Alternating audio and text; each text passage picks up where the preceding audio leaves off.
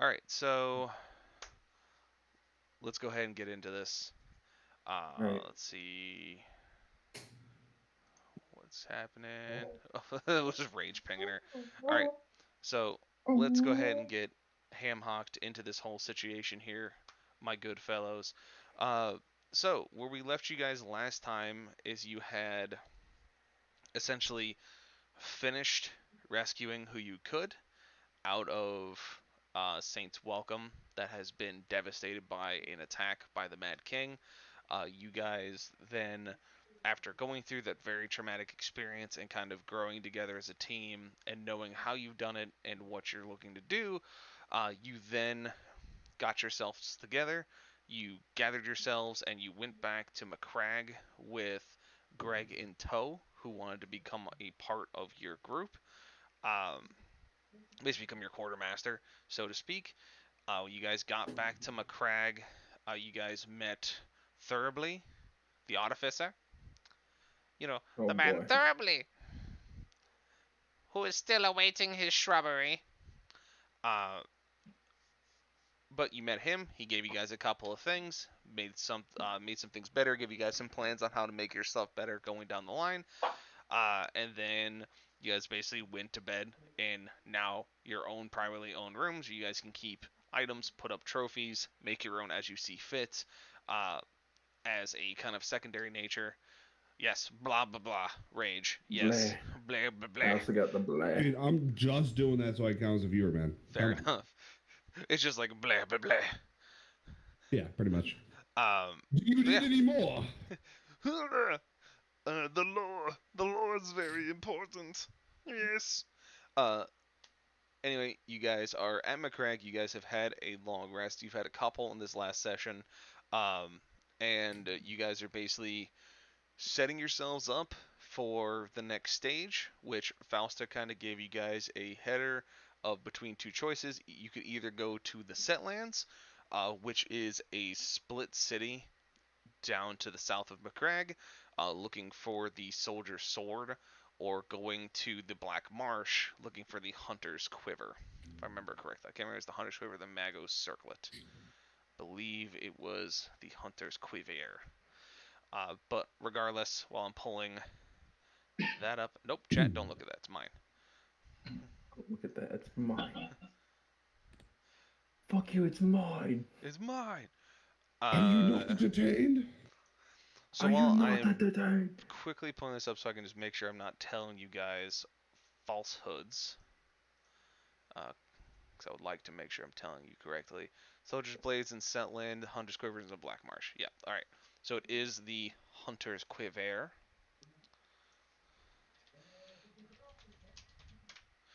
Alright, and so basically, you guys wake up the next morning as Faust is basically getting ready to kind of assemble you guys. You guys are made a really good breakfast because you guys are now in your keep that has your own chef, your own staff.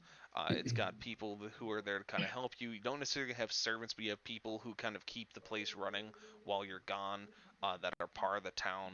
Because Silverthorn Keep was a historical site before you guys were basically gifted it for your basically your ability to save, uh, you know, McCrag from total destruction and annihilation. So, uh, you guys basically wake up to a nice hearty breakfast in the mess hall with Fausta, who's sitting at the far end of the table. And you guys saw the mess hall the last time you were there. It's a longer part of the castle with a curved stone ceiling, basically looking at a number of long wooden tables, about four, going down this mess hall. Sits about 30 people per table. It's definitely meant for if you were happen to build an army or have additional people come to help you, or maybe it's just people who are coming in to eat at the castle in between hours. It's relatively well built with a nice little kitchen setup in the back. You have ovens and such to help make different kinds of foods, pastries, bread, etc. So you have the pick of the crop, so to speak, when it comes to eating what you want for breakfast. Uh, so you guys all sit down with Fausta, who has the journal out and a bunch of other papers that he seems to be deciphering something. Um, scribbling furiously between the pages in the book, looking things over multiple times. And yeah, so you guys sit at the table with your own personal plate of noms, if you will. If you want to describe it, you can. Otherwise, what do you guys do? Fitty, buddy, I'm a little unnerved that you got the chicken. Womp womp. Nothing from Finny. Finny's gonna be quiet. Hello, Monk. Earth to Monk. Oh, your mic's fucked. I think we're hearing a camera mic. You sound like way off in the distance. Quick, change your source.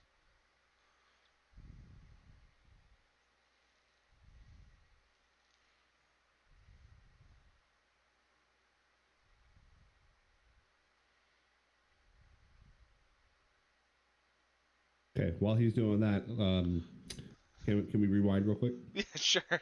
Since he's fixing it, he can't make snappy comebacks to you tell Yeah, I him know, right? that you're unnerved. Exactly. Yeah. Kroval, I'm a little unnerved that you chose the chicken, buddy. Second fixing. There we go. Fuck, he's fixing something too. Son of a bitch. No, so, I was notified that apparently my thing didn't update to Dungeons and Dragons for some reason. Here we go. You're welcome. Thank you, Berd. Okay, so what was this about? I'm a little unnerved that you got the chicken for breakfast, buddy. What's wrong with chicken for breakfast? Well, considering that I have fucking feathers. Oh, that's fair. I didn't think about that. Suppose that's uncomfortably close to cannibalism. Maybe a little, as I grab a turkey leg. Apparently, maybe not. And I definitely just clipped that whole interaction of, I'm kind of nerved you picked the chicken. Well, I've got some force of cannibalism, it's fine. What a way to start the session. Fucking A+, let's go. Now I gotta pull myself into character after hearing that conversation. Good luck. So Fausta looks over at you guys as you're kind of having this little jab fest, as you're sitting down, kind of really chomping into whatever grub you got your hands on. And he looks to you, Rage, and goes, besides the obvious moral conflict of what you are currently speaking about, I think I have found where we can go to find the next artifact. As I told you yesterday, it is in the Black Marsh. Unfortunately, the Black Marsh is large, and there's only one keep that oversees it. And because of the space that it inhabits, that the keep seems to be undermanned and underutilized for patrolling the massive marsh area. There have been reports of cultists, gator poachers, etc., that just pop up from time to time, because, not enough hands and all that kind of good jazz. But we'll finish up our food here, get ourselves squared away on the carriage, and we'll head our way out. The one town in between us and the keep is the Blair Shore. Probably wouldn't be a bad idea to stop in there, get some information before we head all the way out. Yeah, Fausta, I'm stuck on one thing. Did you say gator poachers? Yes, alligators. They must die. Yes, I do believe that poaching is frowned upon in many cultures. I didn't believe an Aarakocra would react so harshly towards people poaching alligators. You may have visited the swamps. I was born in it, molded by it. I didn't see the beach until I was already in flight. Already a bird man. Big bird. You could have just said adults. You could have just said adults. That could have been your out. Until I can make flight. That's, bird growing up as they fly away from the nest. I didn't see the beach till I was a fledgling. What the hell's the name of the adult version of this species? Harvey Birdman, attorney at law. That's the adult stage. Ha! Dangly parts. Jeez. And so yeah, he basically gives you guys information that between you and the Black Marsh Keep, there's a town called Blair Shore. Is basically a large harbor that sits on. It's one of the central harbors that sits within the central ring of Etheria. Basically, as you guys have seen from your maps and kind of venturing around as you have for the current time, is that Etheria, or this part of Etheria specifically, is surrounded by a large ocean of sorts with a significant number of inlets running through the countryside. And that the central part itself is a central controlled lake with multiple islands, including one large one in the center. So there is a few harbors kind of fixed and few between. Some are just receiving and loading. Some are small linchpin towns like we've kind of gone through before. This one specifically is like a very large harbor city. So a lot of commerce goes through. There's a lot of caravans that go to the northwest towards Nordham, things that go to the east towards Blackmarsh, things that go south towards McCrag, Saints Welcome, and the Setlands. It is a very large pinnacle of the economy, especially pushing east towards the Gnawed Spire and the Golden Fields to help kind of facilitate trade. So, Test. we hear him. He is here. He's Huzzah. alive! Oh, you took my damn line. I was about to say it. Elevate me. If anyone can name that movie, you're my best friend. Just saying. I can't name movies. No? Nobody? I didn't hear the think quote. I'm short-term currently memory rolling loss. dice. He said, "Elevate me." Elevate me. It sounds familiar, but I can't think of the movie name. Same. Rage, don't give me this Like, I brain don't- twister right now. Right? Gene Wilder. It's not helping. Black and white movie. What the hell? My brain is hurting. Stop. Mm. Cease. I'm gonna Young get distracted Frankenstein. while God damn it! Elevate me right here. As soon now? as you Yes, told me raise the the title, I platform. was like, God, it fucking clicked into my head. Oh, such a good fucking movie. I hate you. Anyway. Ooh, that's a weird one. And so which way did we That's choose, since I terrifying. kind We're of not missed a keeping little that bit roll. while I Chat, was we're not deafened? keeping that roll. We chose Black Marsh Keep, and we did that last week. Last week. Oh yeah. Yeah, we can work with this one. Oh no, my box of things. God, I can't wait to reorganize this room. It is a cluster in here.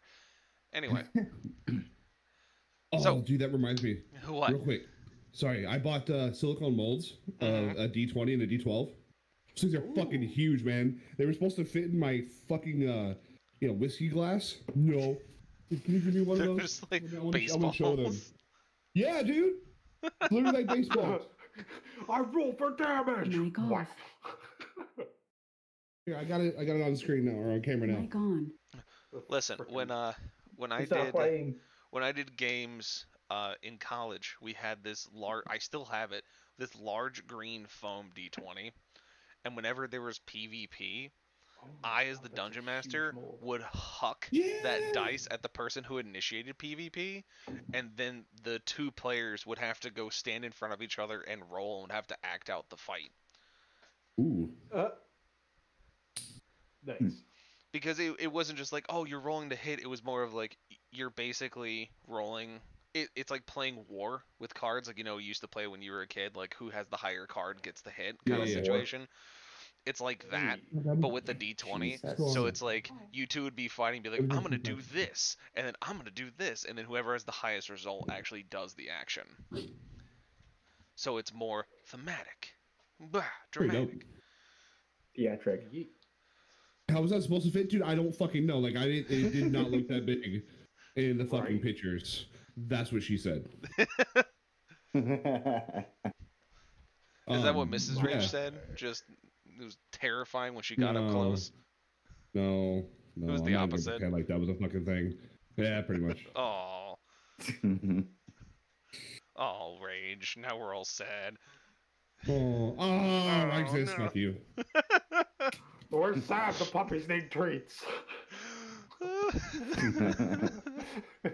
Okay. All right, You know, so Jill, sit. you, all right, so Speak. Speak. Speak. Good I boy. am speaking, motherfucker. I know you are. That's why I said good boy. Off. Off. All right, so Old you man. guys are basically once you guys are ready squared away. Um, I just want to get some I potions. didn't promote you guys last game. Yeah, okay, cool. I couldn't remember if I leveled you guys up or not because you definitely earned prestige, but not that much yet. You're close. I just don't want to get ahead of myself before we start getting into the swing of things. So you guys got gear and weapons and such last session. Yeah, I got Make new sure you base. guys are familiar with how they work. I got the Vorpal longsword. Yes, you do have the Vorpal longsword. That is a thing you have. Show you my longsword. So I have once the you oath guys bow. are good, if you need any other supplies, healing supplies and whatnot, probably wouldn't be a bad idea to go and talk to Greg before you leave. Otherwise, if you Yeah. think you're pretty squared away because you guys are down 2 members, you may want to make sure that you guys got extra shit in your bags. Yeah, I was gonna suggest that, but someone made me give dogs treats, so. Fair enough. You know, that's why I said I wanted to get healing right off the bat. Yeah, I think healing. Is there anything that we can get for like spells, like spell slots or whatever? Oh, that's right. Considering this is the start, I'm allowed to change my attunement because it's like the beginning of the day, right, for my spells? Okay, yeah, so it is, you guys did a long rest, so you should be getting hit points, spell slots, other things back. For those of you who prepare spells, you can now choose what you want to prepare or change it as you want. No, I was more asking like elixirs or anything to give us. Yeah, I was answering Riexis, but Okay, I was gonna get yeah. to you. Okay. For like healing items and whatnot, so basically there's pretty straightforward healing items in this game, where there's a healer's kit, which is basically, unless you have the healer's feat, it only can stabilize someone who is like deathly dying. Um, it basically makes it an automatic. They come back from death saves. They basically become from 0 to 1, and they kind of come back from the dead, or they just remain stabilized where they're not dying. They don't have to do any death saves. There's bandages that basically help stop bleed and give you, I think it's a D6 plus your proficiency bonus back, or it was a D4. D4 plus your proficiency in hit points back. So it's not a lot, but it can be enough in a pinch. Those are like five copper a piece, so you can get like 20 for a gold. Healer's kit is 5 gold off the top of my head. And so, like I said, unless you have the healer's feat, they are only meant to do stabilization, and they start with 10 charges. You have standard healing potions, which are 1d8 plus 2, and those are 50 each. And then you have greater potions of greater healing, which are 2d8 plus your proficiency, and those are 75 each. So And 50 then and 75. yeah, so graders are 75, standards are 50, healing kits 10, and then bandages are like 5 copper, so 20 for one. That's basically like the run-of-the-mill healing stuff. You could buy scrolls that have spells on them. So like if, for example, if you're really good at casting Cure Wounds, you would rather have that and basically have that spell on standby, you can get those scrolls, but they're going to be more expensive, but you don't need materials. So it's like, instead of carrying a trauma bag, you can basically carry a bunch of these scrolls and kind of pop them as you need them. But they're going to be more expensive. That's the drag. Because you're essentially, someone has to write it up enchant it, and then give it to a person. The person has to be able to use it. Right. So if you already have it, you probably don't need that scroll then, right? Oh no, you can have the scroll if you still cast it. It's just the scroll itself is a single-use item that has a spell in it. Oh, okay. So like if Better you're you like, could, oh, I like, only hand it get off. like if it you're won't like, take up a oh, I only slot. get one cure wound slot a day, hypothetically, Mm-hmm. you're like, I want to pack up more. You can go and get cure wounds Okay. scrolls at certain levels. So higher level spell scrolls are going to be more expensive because they're a higher level spell, but they're going to do more. That makes sense. Yeah. Okay. And that's for literally any spell. Anything ranging from like cure wounds, healing hands to like fireball, lightning bolt, etc. Uh, Ah, what was the thing you said was 10 gold? The Healer's kit. medics healer's kit? Okay. Yeah. I will buy that to help with my medicine checks because that's all I could afford. Yep. And it doesn't necessarily help heal people. It basically keeps them from dying immediately. It's for It's essentially stabilizing, right? yeah. It's a trauma jump bag good essentially. in our group. Yeah. I mean, it's good in any group, but yeah, especially with the scenario you guys have been kind of put in the past few times, it's definitely useful. Yeah. So yeah, you can get the hero's kit for 10, easy peasy. I want to do the 20 bandages and minor or the healing pot, just the regular one. Yeah. So that's 51. I'll take a greater healing potion, and then one regular healing potion. All right, 125.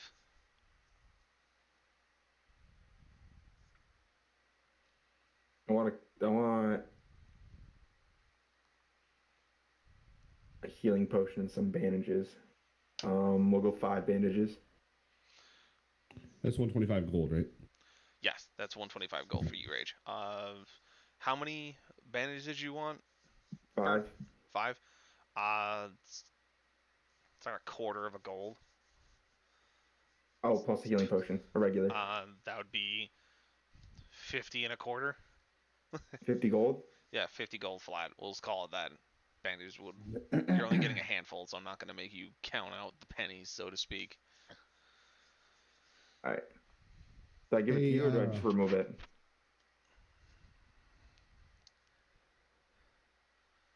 What else you need, Berd? I don't know if I was supposed to like send it to you or just remove it, but I removed it. Removed what? The gold. Oh, you just take it off your list. That's what I did. Yeah. Okay. You keep Hey, track Finny, of your you gold, so wanna- you're fine.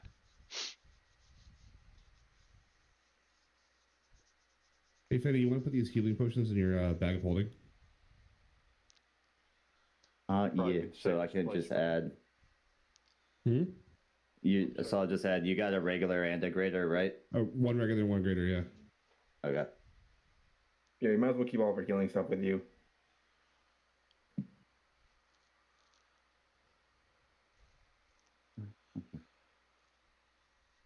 Oh shit, I should probably put this stuff in my inventory.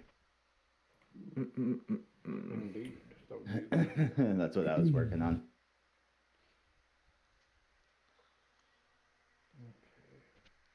One healing potion. I have a question. Yes. I have in my inventory here, it says items requiring attunement, and that's the oath bow. Yes. You basically would have done it over your long rest. So just Okay. go to your inventory screen, scroll all the way down to where it has the 3 slots for attunement, and basically Mm-hmm. click on the slot you want it to go into, and it should just Okay. zoop over. That basically Okay. will give you access to the rest of its abilities. Oh, okay. It Where are would the be- bandages at? You can just custom an item in, just Oh, gotcha. for bandages. Because they're not a Jesus normal item, because Christ. healing pots do a lot of work. I did not realize this thing was 3d6. Yeah, it's 3d6 when you mark an enemy. That's the Mm. difference. Is that when you swear, you're like, I want that guy to go down. Yeah. That guy's going to take that damage. Everyone else is going to take less. But remember, like we talked about last time, is that your bow, if you don't basically if you don't use your advanced mark that the bow gives you, you'll basically still be doing your regular damage, all your bonuses from what you currently have. But when you pick someone out and say, I need him to go down, you would do that extra damage and you'd have advantage to hitting him. Everyone else would have disadvantage if you tried to hit them. That's right. And I don't remember if it gives you advantage. I don't think it does. I think it just makes it so you're have just super high damage to that guy. But if you try to hit anyone else while that oath is on, you're gonna have a bad time. Got it. Hi, Mandie. Yeah, Mandie. Hi. And I could do that with Hunter's Mark, right? So yes. I could. Oh, fuck. All right. That's right. Okay. Because they're two different procs. Hunter's Mark is a concentration spell. This is an item ability. Got it. Woo. Boss is gonna go down. Where the fuck is Salty? He's got his kid and his girlfriend's kid tonight, so he's hand waved in a direction. Got it.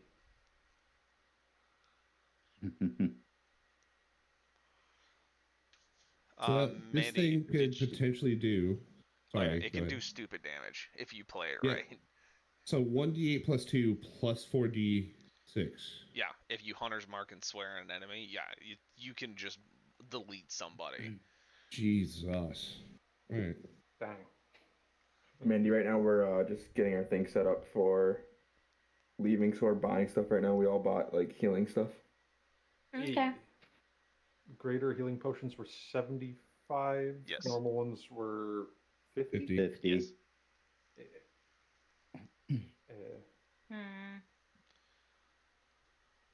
We got 2 healing potions, 1 greater, and like what, 25 bandages? Yeah.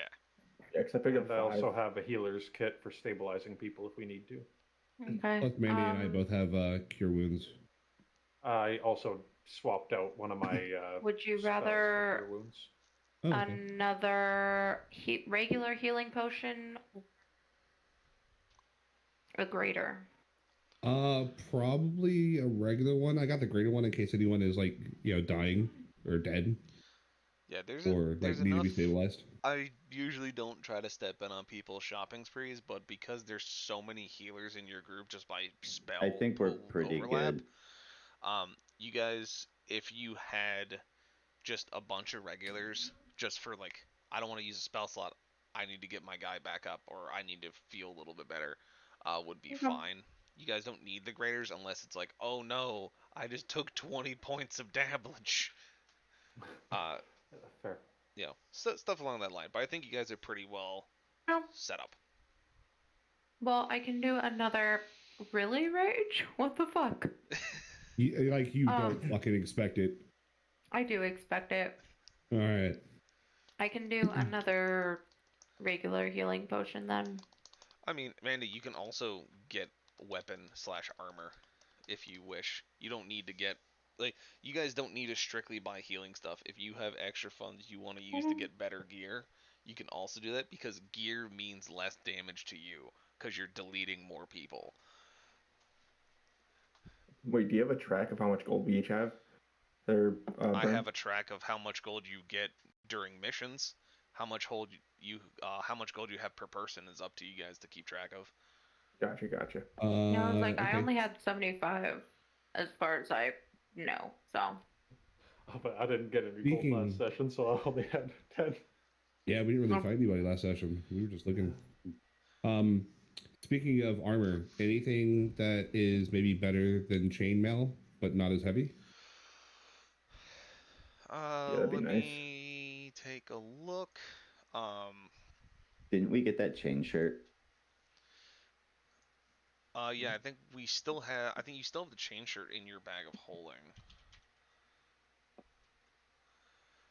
Yeah, because like chainmail is 16 disadvantage on stealth, and then a chain shirt is 13 plus dex without the disadvantage. 13 plus dex? Yeah, to a max of 2, so you can have a max of 15 on your AC. What Oh, is so I your could have put dex that on a while range? ago. +2. +2, yeah. Well, then that would be your best bet. All right, can we go ahead and do that? I'll give you the Finn if I can give you the chainmail for your bag of holding, or if we want to sell it, or if somebody wants to use it. Yeah, we'll just take it off because of I didn't put it in my bag because Salty kept holding it. The chain So shirt? we'll just take it from yeah. All right, well, I'll take it off his sucking sleeping corpse right now. Well, he can't wear it. He was just holding on his person. But Yeah, you can take it from him and do it. If you want to sell the chainmail, it's 75. It still has the beads attached to it that we talked about last session. Oh so shit! if you want to I keep the forgot what that beads, was. well, listen. Wow. If you want to keep the beads, all you have to do is untie them from the chainmail and put it on the chain shirt or like on your person, if you so Okay. choose. Otherwise, you can sell those to Thirdly for a pretty penny about getting some better gear or transmogging something if you so wish. It's up to you guys. Yeah, I forgot what they did. They make They made food that food. replenishes your health and stamina. That's right. Sustains you for days. Okay, I want those. That I want those 8-inch piece beads. of New York pizza that you have That's never right. felt so good going to bed after eating. That's right. Yeah, so I'll untie them and put them on the chain shirt. Yep. And then I'll give Finrod the chainmail for his bag of holding. You can do with it what you want. If you want to toss it at Greg, you would get 75 gold for it. Or Well, does if you anybody want to want to keep wear it, it? you can I keep it. mean, it's 16 AC. The chain shirt. No, the mail. chainmail. No, the I already have chainmail. chainmail. I already have chainmail. Yeah. For me, it would be a negative, just like it was a negative for you. Okay. then I'll I was about to say, I believe it would be a negative for me if I wore it, wouldn't it? Are you more dex based, like doing stealth and acrobatics and stuff, or are you more strength based? I am more dex based. Yes, it would be a negative for you. Yep. Okay. Then I'll go ahead and sell it for 75 then. Yeah. You toss it at Greg, he gives you a crisp stack of 75 gold coins. I was gonna sell that battle axe that I have because I have that Wow. vorpal sword. Sure. Let me pull up. I didn't realize a stack 10. could be crisp. It's can 10 be. gold pieces. Yes, it is 10. Yes, you'd get 10 for it. I'm taking the 10. I need the tenner. Okay, and I had the chain shirt with the beads, right? Yes. Cool. All right, so I lost 1 AC, but gained the. Yeah, you lost one lost that AC, fucking but all of your disadvantage. stuff comes back from being a disadvantage. Yeah, that's kind of a good trade-off. Mm-hmm. Yeah, that's a really good trade. Oh, I'm keeping my stealth disadvantage. Well, you're also a fighter. Like, you don't have Yeah, to that'd be be like stealthy. that fucking giant over there sleeping trying to be stealthy. It's not going to work. I'm a Listen, foot shorter watching than he is. though. Tovar try to be stealthy is by far one of my favorite things in life. You shut your mouth. I your never said it wasn't entertaining. Tovar It's almost be as entertaining stealthy as- now. Tovar almost being as entertaining very as being thrown. stealthy. You do not see Tovar. So it's like him doing stealth reminds me of this He's orc I played. dreaming. These are not the droids you are looking for. So, a quick tangent. It's Tovar being stealthy reminds me of this character I played called Gorbaz the Purple Menace. He was a full orc rogue no. who wore purple, like a purple cloak and purple trim on his leather armor, because he was Because basically purple makes you harder to see. exactly. He was a play off the 40k orcs, which was purple makes you harder to see, makes you the real stealthy, like them commandos. And so every time he went to sneak past, he was really good at sneaking. That's not the point. It was when he got found out during combat that he was sneaking up behind somebody, they turned and saw this like 6'4" orc staring down at them, carrying a long rifle, literally pointing at their chest. Went, "You don't say nothing now, do you, Grot?" Boom. And just intimidated the guy, and the guy just shook his head real silently and turned around and went back to fighting. I was like, "You don't say nothing now, do you?" And just kept on walking by, and it was just like, this is by far my favorite character because it is so weird. Because he's just like, Fucking "I'm gonna great. collect your teeth. That's my walk, right? I'm taking your teeth. I want to sell it to the teeth fairy, get myself a bigger dogger. What about it?" Anyway, So, Or you guys got your gear, you guys got your stuff, Yeah. you guys got your I'm good. materials. At this point, you basically let Fausta know that you are ready to travel. You're ready to get the hell up out of here.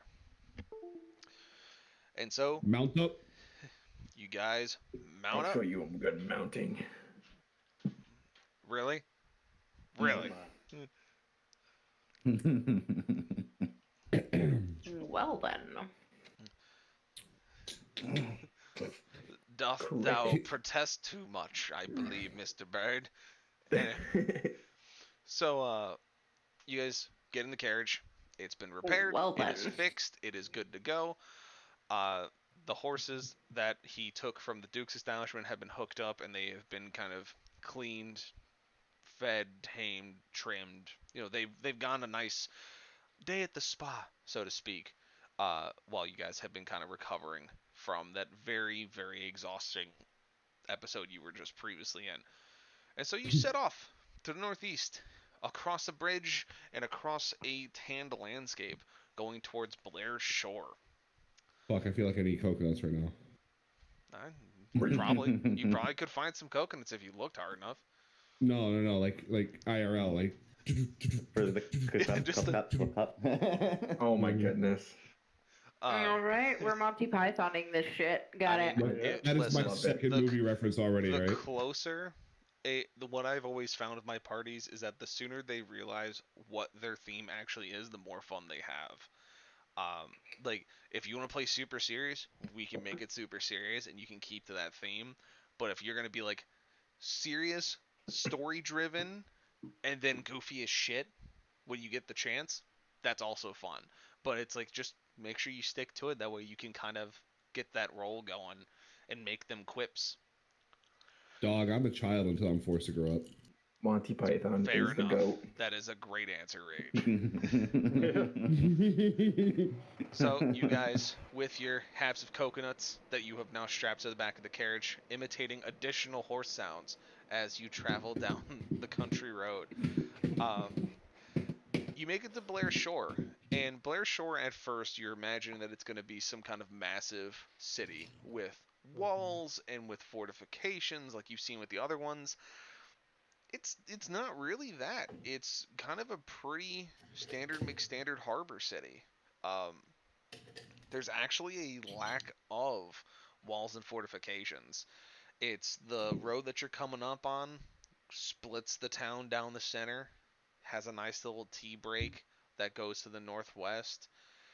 The harbor to your right, facing towards the sea, has multiple mooring points. It even has what looks to be some kind of marina where smaller words jumping from my brain, and that's not helpful. Smaller boats. I had the actual name in my head, but I blew a blank. Oh, shit. Basically, smaller boats for either smaller commerce, smaller transport. Basically, just able to move between the islands a little easier. Island hoppers, if you will. Hooked up in the marina, you have larger actual trade ships that have come down through the river inlets that are stocked and are unloading supplies. You can hear the seagulls flying overhead, praying for scraps from food from the vendors that you can smell coming across. The smell of salt and frying grease kind of catching your nose as you get closer.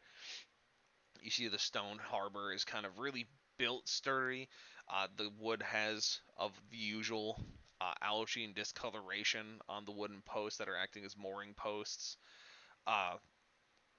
And it feels like you're on the shore. It is verbatim what you believe. It's almost as if the entire city is a boardwalk, with the number of vendors and buildings that are dedicated to commerce, the number of caravans that are coming through of both essentially tourists, refugees, business people, looking at suppliers, logistics, mercenaries, etc.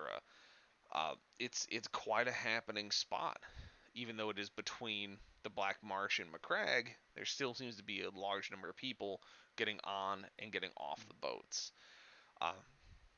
Okay, I am so sorry, but sloops?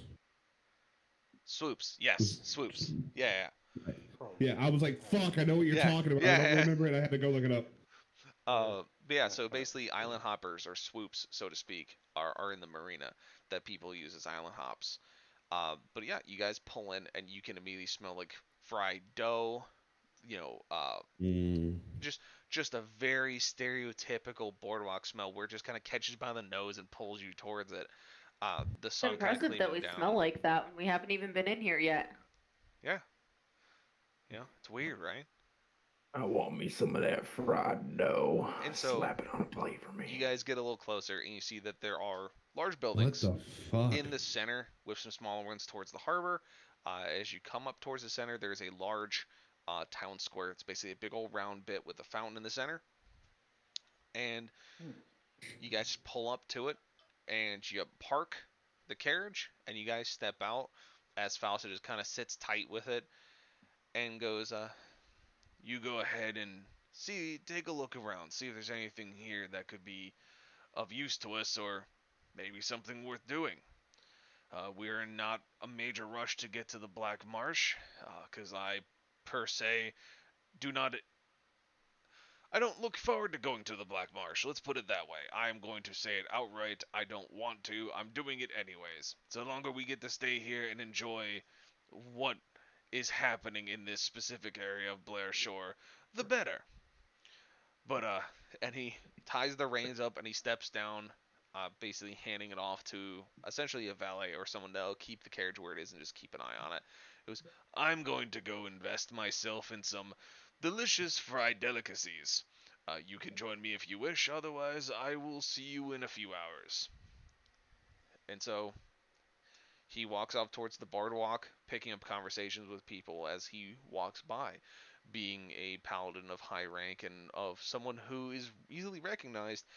He just seems to pick up conversations relatively easily. He seems to know a lot of people in a lot of different places. As for you guys, you're all standing by the carriage, and nothing crazy's going on at the moment. You can smell the food, you hear the commerce, you hear the conversations. It's a busy time. What you got? Are there any haunted houses? No, there are no haunted houses. God Son of a damn bitch. it, I Rage. know. But Dude, it's I fucking called tried, Blair's man. Shore. Yeah, right? Like, I'm looking for the dude with a video camera pointing to himself, man. What the fuck? Are there any people to exploit? Any Oh missions my to take? gosh. I would like to draw my bow. Starting way too early, Nosh. Way too early with the exploitation. We talked about it. You are lawful neutral. Hey, You are not Nosh. chaotic and neutral. Are there any Channel missions? divinity turn the unholy? No. Turn Are there any the missions I go can to sleep. take? Hey, Uh, Nosh. What? Just remember, I have 4 weasels. And she can Go, call go, more go. now, by the way. I didn't She is ask. controlling all She's four. becoming her slow transformation into the Boogle Queen. Okay. Here, FYI. I'll phrase it. I'll phrase it a little better. Are there any people in dark alleys looking for someone for hire? I don't think you should be looking at dark alleys, but no, there's no one in dark alleys currently that is looking for hire. A lot of them are peddling things that, like a guy comes up in a trench coat and goes, "Hey kid, you want to buy a watch?" Nosh, I'm pretty sure the only people in Dark Alley is going to be the ones melting you. Oh. I'll mount them first. I'll be mounting them before they mount me, boy. Spicy. I'm here for it. I'm sure you are. Can I roll for Wait, perception to Nosh, see if there's anything you know what? interesting? Sure. Roll me that perception. That fucking sucked. Sucked doggy Big dick. fucking oof, my guy. So you don't see anything. Okay, Salty, Interesting. have fun. You're just kind of keeping your eyes on. Nothing's really poking out. There's a lot of people kind of walking around here. But you guys are just kind of hanging out, talking, trying to see what direction is going to be best. When all of a sudden, a large building to the northeast of you across the fountain, you just hear a loud crash and something sounding like a battering ram going through a wall as 2 clerics come running out of the front door, just sweating and panicking. Oh. Ooh. Oh my. What does that button do? Reek. Are we gonna go push buttons? I think we're gonna go push buttons. Do you want to go push buttons? Yes. Let's go push the buttons. Let's go. Let's go. Ooh, Lego. Okay. I guess we're pushing buttons.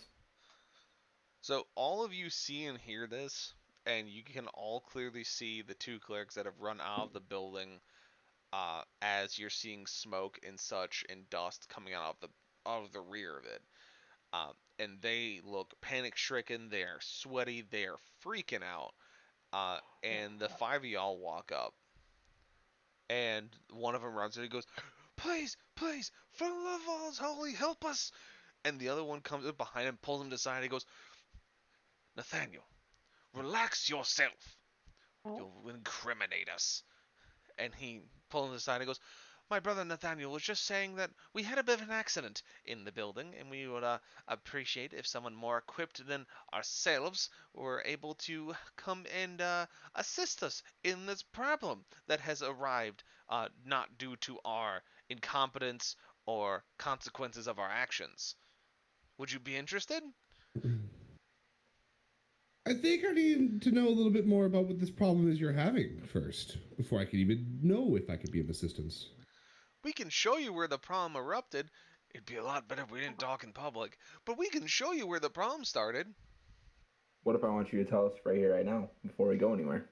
I was just thinking a roll Because the investigation. longer we looking for- sit here talking about it, the bigger the problem gets, as he's kind of like awkwardly smiling, pointing at the clearly broken back wall of this building, going, "Yeah, could we not stall for time here?"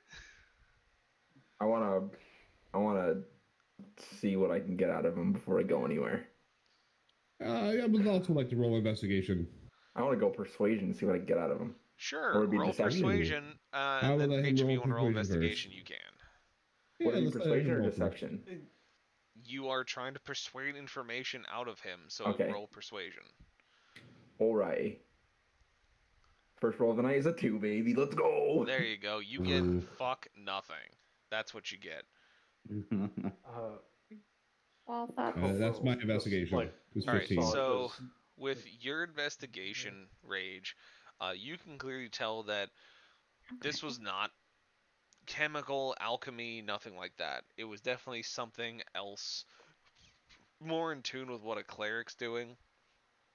But you Mhm. can tell the hole in the back of the building is large, and it looks like it was Okay. punched outward. All right, I want to put my wing around the main guy talking to us, not the brother that Yes. told him to stop. Say, listen, dude. You think I was born yesterday? I need you to tell me what happened. I don't care if you're doing shit illegal. Just tell me what happened. I need to know what I'm going into. All right, fine. Excuse me. You want to know so bad before you come help us? Fine, we will tell you. We're clerics. We specifically focus on studying history, studying the acts of heroes so they can be reveled, and then usually taking care of the artifacts of said heroes after they had passed. Most of the time, they pass, nothing comes back. There's nothing but usually armor or a weapon that returns for said hero to be reveled with. In this case, we were doing some work on some artifacts and came across a site where a hero had fallen in battle. And from what we had learned is that that hero was already celebrated and put into the records and was basically told to everyone that nothing came back. They could not find a body. Some of the armor pieces were found, but past that they found nothing. Well, recently on a dig, we may have stumbled across that body of that hero buried in the tomb of what would have been their enemy at that time. So, we did what any historical cleric would do, is we wanted to, 1, bring it back so that it could be buried with proper honors, 2, see if there's anything left in that artifact sarcophagus and make sure there's nothing missing of notes or weapons or anything that can be put into archives. And thirdly, We may have tried to resurrect them because we wanted to find out that if they were telling the truth and that they're a great hero and that they could tell their own story, and it apparently fucking backfired. So you yeah. fucked up in the wrong part of a pyramid and tried to bring the evil emperor back to life. Is that what I'm getting? The gist of here? No, it was the right person, All right. and we did it, but she acted nothing like what the record said. They said that she was a kind soul who looked to help people in need. When she came back, we used a specific talisman that lets us basically raise someone for 5 questions that we have to ask them specifically. As long as we hold the talisman. After 5 questions, they go back to sleep, cannot be resurrected again. We can resurrect someone for longer using a different talisman, but we don't know which one we used. So, past that point, How many questions did you ask? we got not even 1 out. Because apparently this person was not at all what the record said. That she was supposed to be kind and helpful and all kinds of good stuff. And she came up and tried to murder us both. When we moved away from her out of fear, she then turned and ran out of the building naked into the streets. All right. I start walking away from them and turn back. Looks like she did help. Oh, go ahead. You're telling me there's a naked person running around here? There's a naked woman running around. It yes. is not that uncommon in Blair Shore, I'll tell you that. The margaritas hit harder than you imagine. Let's look for the naked person then. Never know. Okay. All right, so I walk away from him, turn back and say, looks like she did help you. She gave you a new back door. Oh, yes. New back door. That's really wonderful. To a back door to a cleric's monastery that leads to an alley that is now collapsing inward on itself. Thank you. I could never have imagined such a wonderful gift. Now, are you going to help us or continue to mock me? Play I hope stupid you have games, win insurance stupid as I fly prizes. away. Yeah. I hope you have insurance as I fly up to the tallest building to get a lookout. So, you fly up to the tallest building, and you realize he wasn't kidding when he said it was hard to spot a naked person in Blair Shore. There's essentially their version of Mardi Gras going on. Oh, jeez. So there's a lot of everything kind of going on. There's people who should not consume certain beverages, consuming them and feeling the effects very quickly and making very bad decisions. There are a number of people who are just having way too much fun in public, among other things. And so it's definitely difficult, as they couldn't really give you much of a physical description because they didn't really catch that after she got up out of the sarcophagus, tried to kill them, and then ran away. You know what? I'm never leaving this town. Mandie has become one of them. This seems like my kind of party. New home. Okay, so I swoop back down to the group. Man, they weren't kidding. I have no idea how we're gonna find her. Everyone's naked. Like, almost everyone's naked. There's boobs and penises for miles, bro. How do you find a naked person? Get naked. No, don't I was get about naked. to say, I strip down and... Don't get naked because then you lose everything. Oh, God. Geez. I'm not having a Okay. naked episode. Please, for the love of God. Kind of think you are, Berd. I kind of think you are. It's already Jesus happened. Christ. All right. I don't know what you expected, Bern. I expected you to go find the crazed monster that has been resurrected by accident. That's You what I dangled. You dangled I did. naked in front of Mandie. What did you expect to happen? Nothing secret in the Eiffel Tower. Yeah, fair enough. You got me on that one.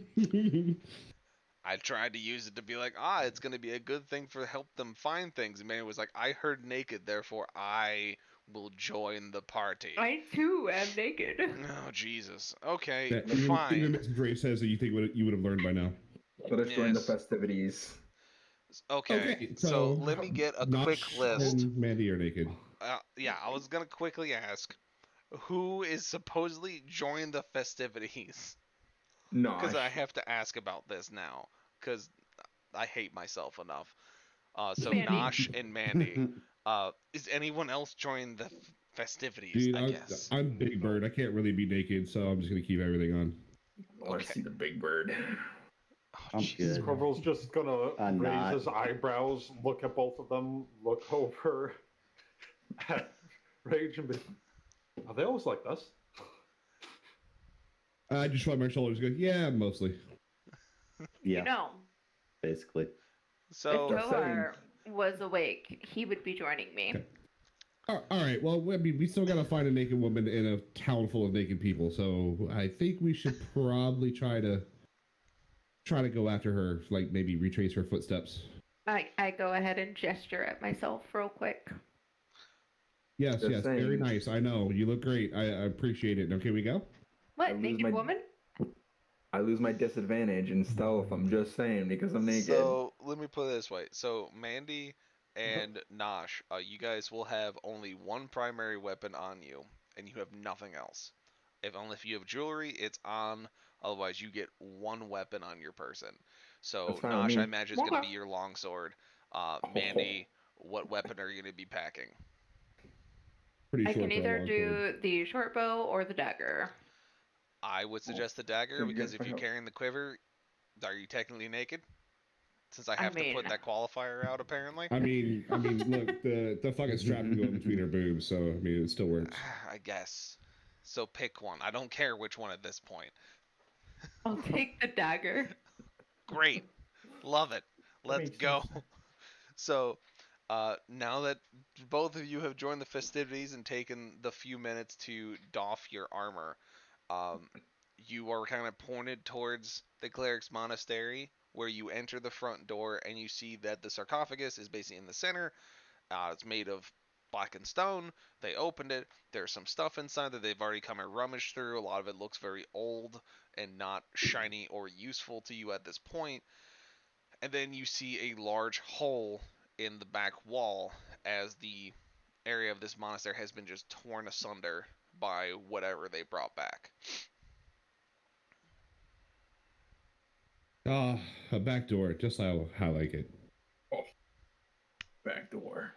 So, we just following this path here?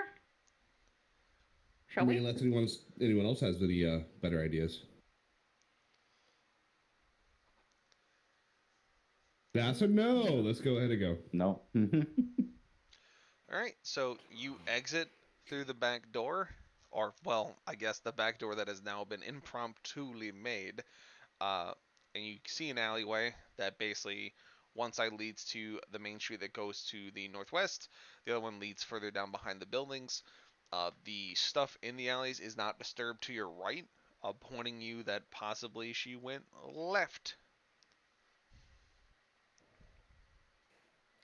All right, how do you guys want to do this? I would say split up, but we have two people that are naked as hell, so they're gonna probably need more protecting. Oh, we'll fit in. I don't care about you fitting in. I care about you not dying. We don't die. Mandie has the heals. I'm chilling. And if Mandie goes unconscious, I don't need. I Mandie. mean, I got my. it sword. literally only took my AC down by 1, so. Mine took mine down by 6, which isn't that bad. No, it took it down by 6. It's not that bad. I'll be fine. so I don't think we should split up. I think we I'd should say all stick we together. stick together. Okay. Yeah, Yeah. that's probably a good idea. Thank you, other voices of reason. Jesus fuck. So let's look could left. we use You go real ahead. quick? Can we use Mandie's Boogle to like sniff the scent?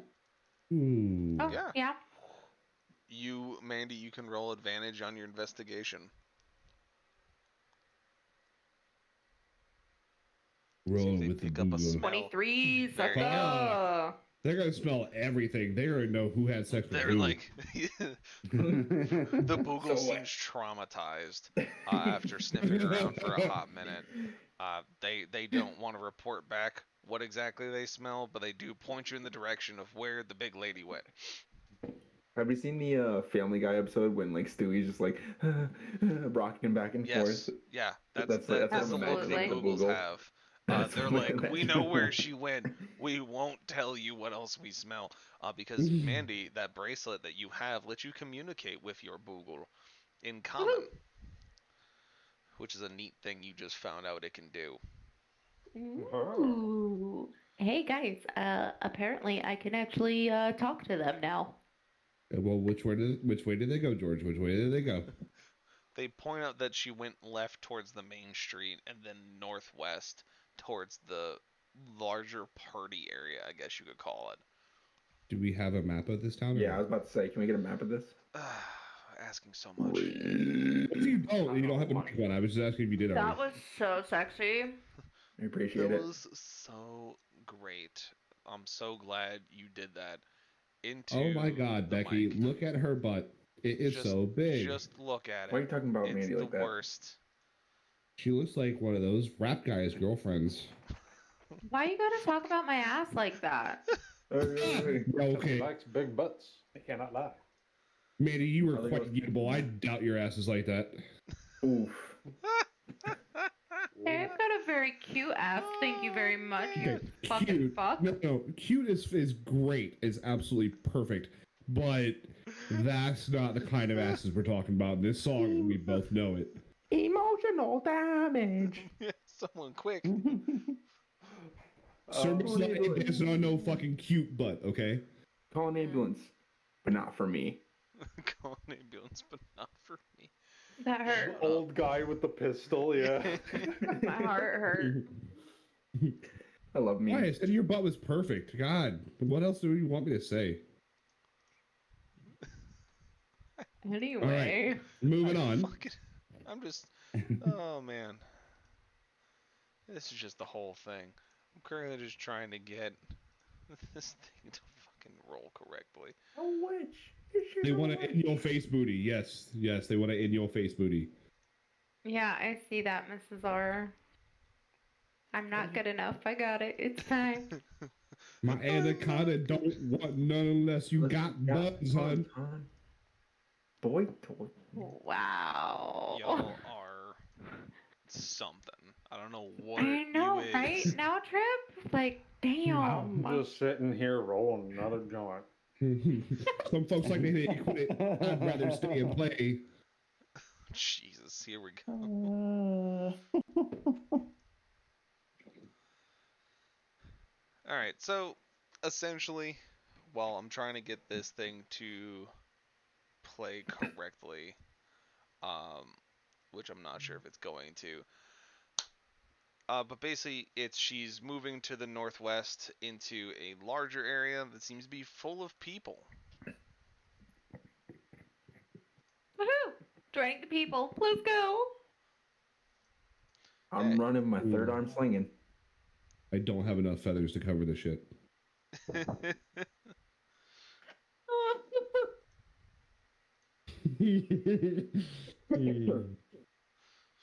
Yeah, it's you definitely see.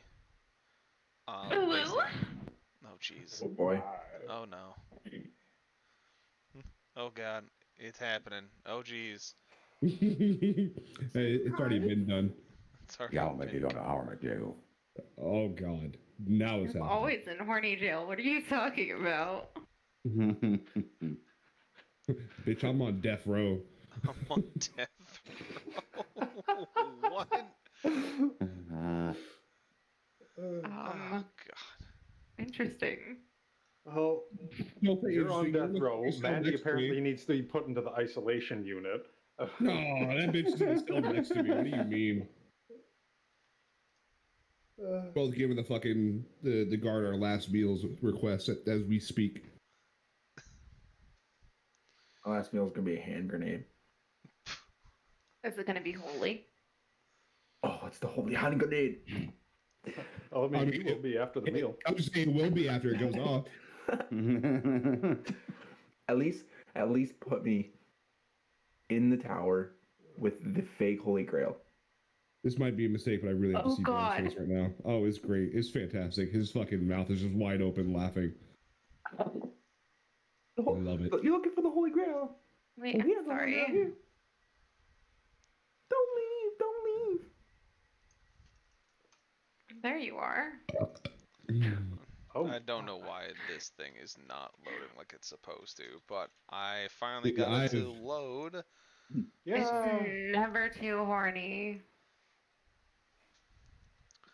Sorry, Listen, with now drip Mandie in plate, the it's room, too there is horny. definitely always a limitation to the amount of horny that happens. There is never a limitation. You have not met this group. Okay, Riexis, I got you. Hey, Drake, you bastard. She a thirsty bitch. She's something. Wow. She's something, I'll tell you what. Wow. Well, I'm something. you're something. Wow. Wow. Damn. Oh, damn.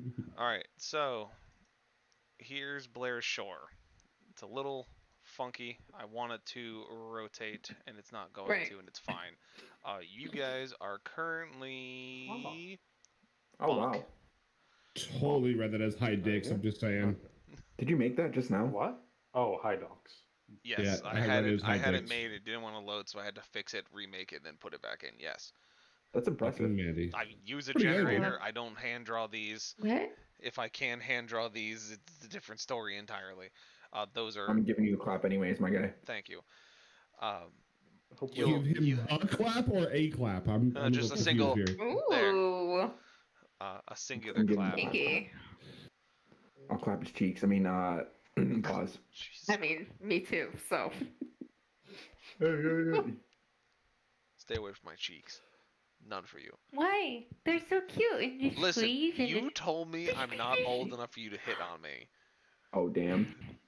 Because yeah. we're almost the same age, you're like, no, I can't do it anymore. And I'm like, great, I'm safe. And then now you come back, you're like, I'm gonna tickle What? them cheekies. And I'm like, no, What? stay the fuck away from me.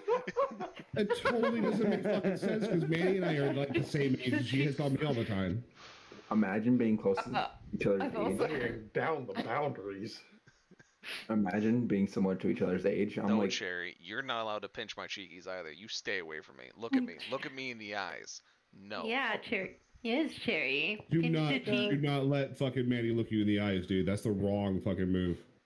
No, listen, if she looks at me, she looks at like my lower sternum for how tall she is. So it's fine. She'll never look me in the eyes.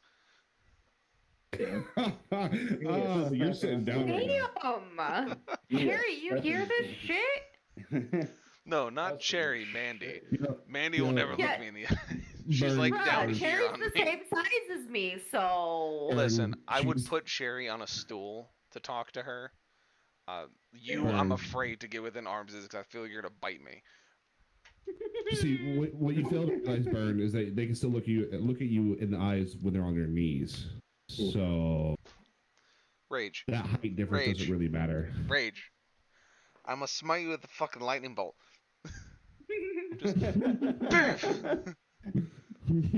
Oh, I'm sorry. You thought I was on your team? I don't know whose team is anyone is on Oh. anymore. Okay, I'm I'm just on my own team. I'm, Switzerland. I'm on my own team. So I says see, Rage. Berd and Riexis are close in age. Wait, what holds right to this? The fuck? What? What are you talking about? I just How old are you, right? Riexis? Jerry, you're not 38. You're like 32. Be quiet. You don't look 38. Stop it. Cease. Cease that talk. I mean, I'm Cease and 32. desist. No trip. I'm supposed to be on my So- side, man. You would for sure bite. Like, there was no question about that. Do you understand why I didn't defend you there? Yes. Okay. Just don't bite her back. I mean, Cherry, that just means you're more experienced than the average person. You're good. You're great. Who cares?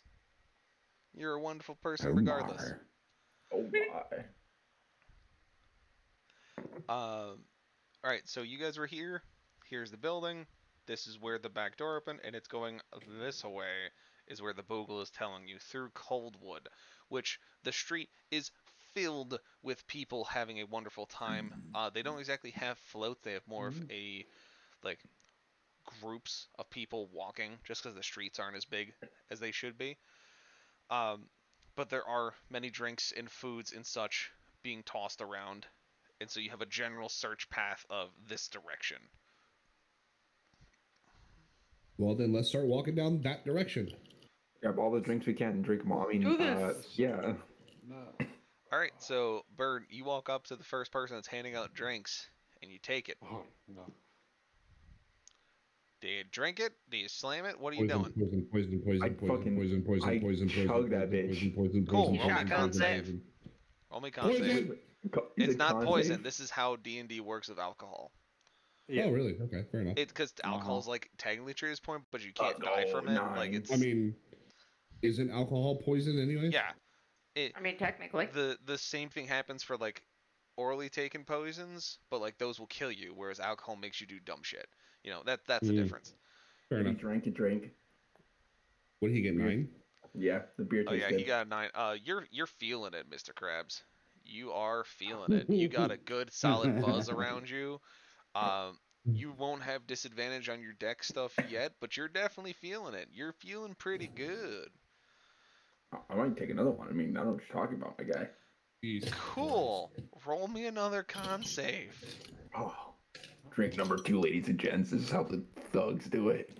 If there was This- one person in this group that I knew had a Another fucking 9. problem, Oh no, 12. Third beer gone. I thought it'd be the master of the drunken fist that was doing this shit. Oh, it's the frat boy. Of course it is. All right, so then with you, checks Berd, out. you are definitely feeling it a little bit more. You're definitely getting close to like you've definitely caught your buzz. You haven't gone over the tipping point yet, but you're pretty good. You're feeling it, Mr. Krabs. You're good. All right, lads. Let's get this going. You guys can definitely see that Berd is walking with a weird gait. Not as weird as his usual gait, but you can definitely tell it's a little He's weirder. off. It's a little off. Not exactly where it's supposed to be. It's a little off. Hey, Finny, Well, I guess Nosh and Mandie had fun with that dagger in that alley, huh? See, Oh I yeah, was just bud. gonna say, Rage. I ain't helping him walk. Mm-mm, He's hell naked. Oh, I can walk. I'm fine, guys. Don't worry. Don't worry about me. I'm fine. Don't worry about it. I'm a good boy. I do be doobin. I do be doing. Shut your shush. Shush your face. What? Shush your Wow. mouth. Shush face. Be quiet. So yeah. So you're feeling it. You're going down the street, and you are looking through the groups of people, and you're not really seeing a whole lot past the groups that are in front of you. They're pretty piled on this street. No one's really panicking, as you're pretty sure that they're just too drunk to care, or they just don't in general. Are there beads being tossed like Mardi Gras? There's plenty of stuff being tossed. Sure, If your it's salad is beads one of or them. not, it's a different story. Hopefully. I mean, is there anything I can wear? Like party hats, necklaces, Sure. wristbands? There's beads being thrown that you can catch and then wear around your neck. I want to collect as much as I can. I want these beads to Wonderful. like. Great. Proud of you. Yes. I'm proud of myself. Hey, Mandie, what does the Google say about where this girl is? Do I need to do another investigation? No, it's the Boogle basically tells you that she continued down this street. So if you get to the end of the street, they'd probably tell you what direction if you don't find her by like looking for her first. Like, you mean here or here? East on your map there. Oh, So basically, like where these Oh, two, here. yeah, right there, Z. Okay. If you don't find her first, I can probably tell you where she went. Oh, I need another beer. I'm at IRL, not in game. Okay, good. Uh huh. Okay. Uh-huh. I mean, Okay. we've been going for about an hour. My 3 beers are gone already, and I plan on savoring those for the whole stream. But it's okay. Then why did you dump all 3 down your dumb gullet? Why not? um, Duh. Actually, Sorry. reaction time. Shush. Burn. Uh huh. I've had 3 drinks myself. I'm on 4. You're also a bird. Hey, Bern, you know how many drinks I've had? 0. 0, because you're a bitch. We get it. Exactly. I don't drink. Yeah, this is just straight Mandie. you. This is just crazy Mandie hours. I don't think this is straight Mandy, but I get it what you mean. No, she's like spaghetti, dude. I know. Yeah, I do. For sure. yeah, Damn. It's always, Damn. just like the I rest feel of the world. called out. Always straight until they get wet. Oof. All right, so yeah, Demon so you guys go hours. down the street as I regret telling you that this woman was naked and that there's Mardi Gras, but improv happens, and I pay the price. So, continuing down the street, going past a number of people who are throwing beads and such, who are celebrating this event, which you guys basically come to terms with the fact that it is essentially just their Harvest Moon Festival, basically. It's just we have a bunch of surplus. We want to celebrate everyone who's been doing good work. You know, everyone's tired and wants to have a bit of a party, so we're gonna do it. And that's basically what you're walking into. So you see people who are coming from the docks, who are coming from the boardwalk, coming from the boardwalk, who seem very happy with joining the festivities. They have not lost their clothes yet, unlike you two dorks, who are currently trying to lead this pack of weasels down the street in search of this big woman that you keep being told about. I blame it on the intoxicity. Dude, at least it's not gerbils. Oh, I could show one. Never mind. Oh, Nelly. Oh, God. man. Shush, shush. Where's my shut meme when I need it? Shut. What, you don't like the Eminem song? Oh my god. Fact. Yes. Fact. I knew that's exactly where you were going. That unlocked a core memory I thought was suppressed for the rest of my life. Thanks. Oh, Shove a gerbil in your ass through a tube. Thank for that. Thank for that. The continuing railroads is wonderful. So you guys get to the end of the street. You guys have passed a number of vendors, people who are joining the festivities, who are getting into the swing of things. You see the parade is making a big ol' circle through some of this district. And you get to the end, and the Boogles point you north. And as you turn to look north, you can kind of see, her shoulders and her head, or what you assume is her, just running down this way. In between people being like knocked over, but they're like already stumbling, so they're like, they're not really being affected by it. No one's screaming or panicking. They're just kind of having a time. Yeah, but you see the silhouette of a large person running down this street, just kind of barreling through people. Mandy, ask the Boogle if that is her. I think it's pretty obvious, but you know what? Hey Google, is that her? Yes. Why are we still sitting here? I tackle her. Jesus. I want to tackle her. Dude, I'm trying were to too lose far RP here. Do you behind.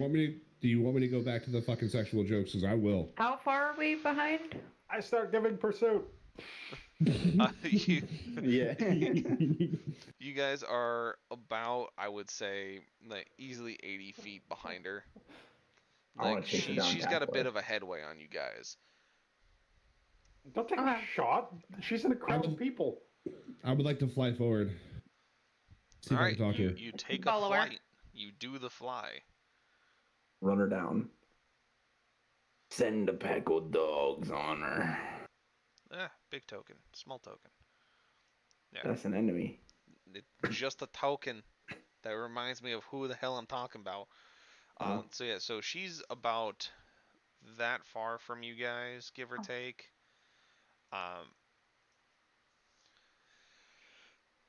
Actually, no, she's way farther. Actually, she's about there.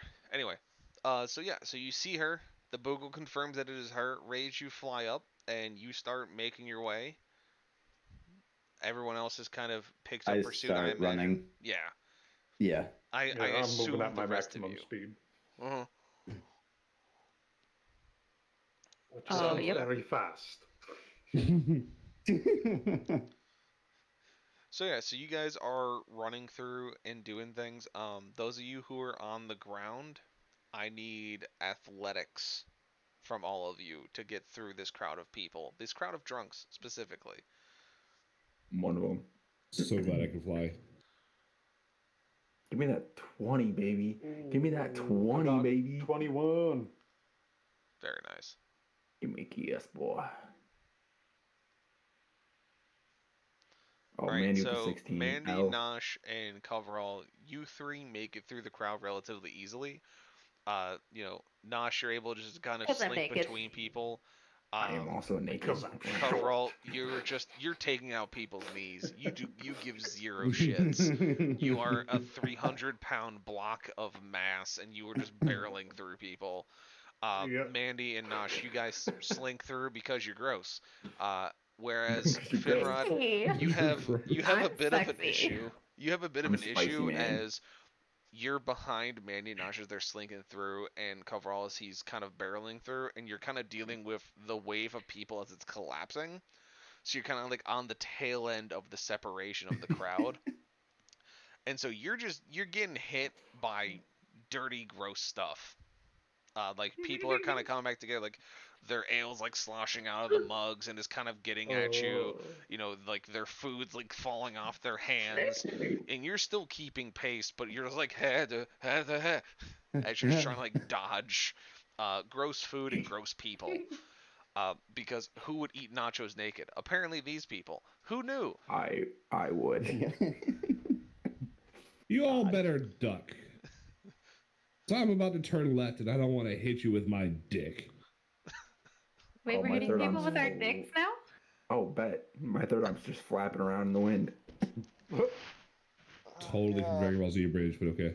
Why did I ask for them to sit in on this episode? Oh god.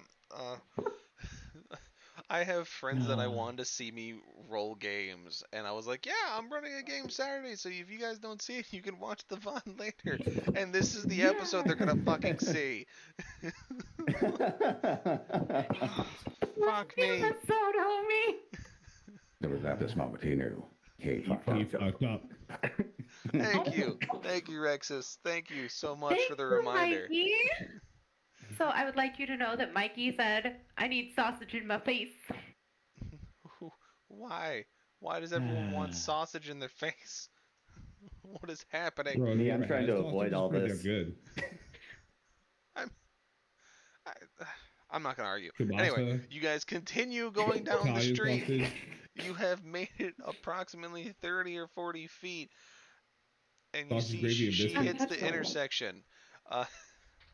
Sausage balls. Real thing. Not a sexual thing. Just saying. Rage, you're Suck able to on keep my an eye on chocolate salty essentially balls. the naked fugitive as you're flying overhead. You aren't really stopped by anything, so you're able to keep your flight speed relatively well. And so you're tailing her. You're like 10, 15 feet behind her. She's still keeping a good pace, but you're like, I got eyes. I know what's going on. The rest of you need to give me another athletics check to keep barreling through this group. Athletics part 2. Athletics The part sausage 2. flap. Cool. Oh, I rolled the nat 1, baby. I rolled the nat fucking Damn. 1. Oh, wow. Let's go. Well, that was rough. So did I, Wow. Nosh.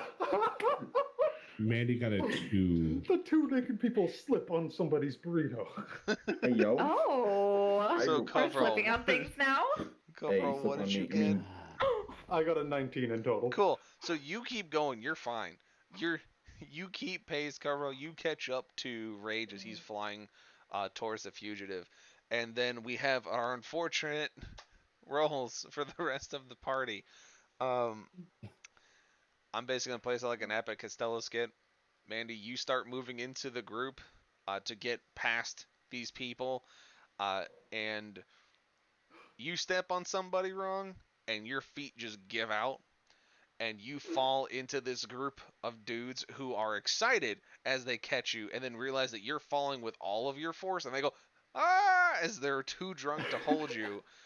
As they start to topple, you see one of them throw a beer mug that hits Finra on the side of the dome piece, and he just kind of teeters over that falls into another group of people, and you see Nosh come up being like, "I got this," and just steps wrong on a plate of food and just flat out banana peels himself onto his back, landing on something gross with your naked back. You don't know what it is. You don't want to know. I was gonna lick it, but okay. Oh God, no! Lick it, no. No! Yummy gummy in my dummy. I mean, might give you some protein. Thankfully, it's Okay. nacho cheese. It's not anything else. Oh, Thank I'll eat that God. nacho cheese. You kidding me? Mhm. I'll fucking slurp that shit up.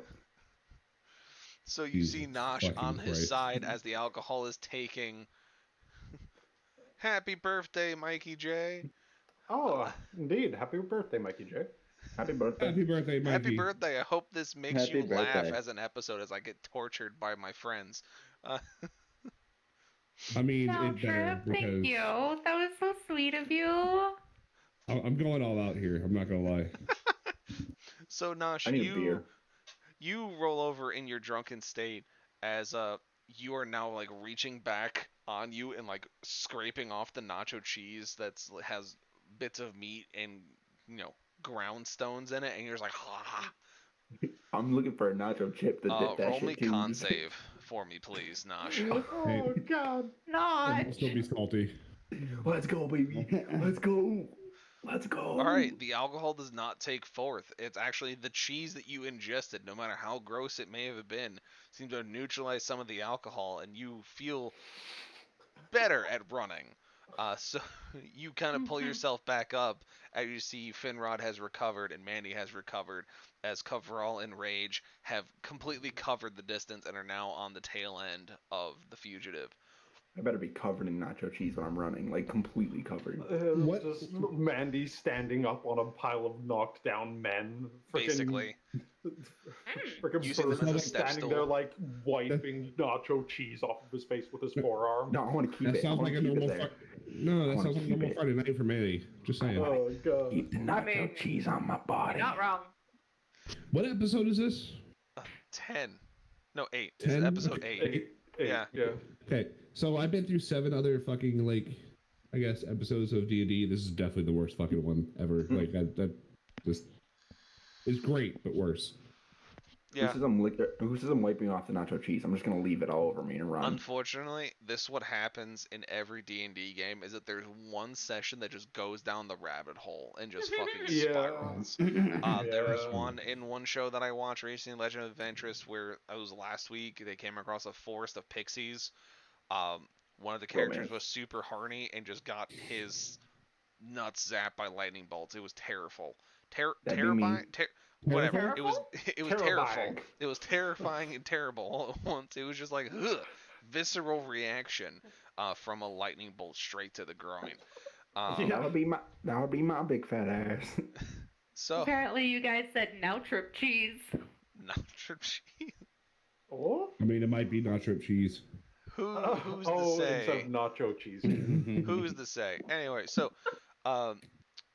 Rage and Kovro, you guys get up towards the fugitive, essentially, as she makes a hard left down the street here. As you guys have broken through, you have broken through the crowd, so Coverall, you can move normally without really doing athletics checks. Rage, you're flying, so you're good. So you guys round the corner, and you catch her as she turns to you. As you hear slapping of feet as Mandie and Nosh make it up to you. Mandie is essentially walking on people through the crowd to make it to the other side and meets up with you guys. Nosh is covered in cheese of unknown origin. And Finrod had a significant amount of beer dumped on him, so he's kind of gross looking, but he's okay. Of unknown origin. I want another beer. Delicious. What are you talking about? Give me What the another one. fuck happened to you guys? Jesus, you ever fucking walked through a crowd before? I'm I enjoying don't the want to talk festivities. about it. Finrod's like, I'm already done. I'm checked out. I'm over it. Like, get me out of here. Can we Yeah. ca- What? I just stopped for some fun. After we Oh, capture this just person, can we like go back? Because I'm shakes trying to his get head. more nacho cheese. That stuff was good. You like that nacho cheese? Oh yeah, the not trip cheese, and I need some more alky, more Some more alcohol. alky. Shut up.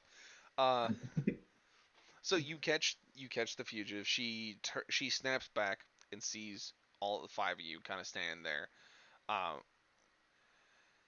and she just kind of grunts at you, and you see that she is essentially a Oh God. large half-orc woman.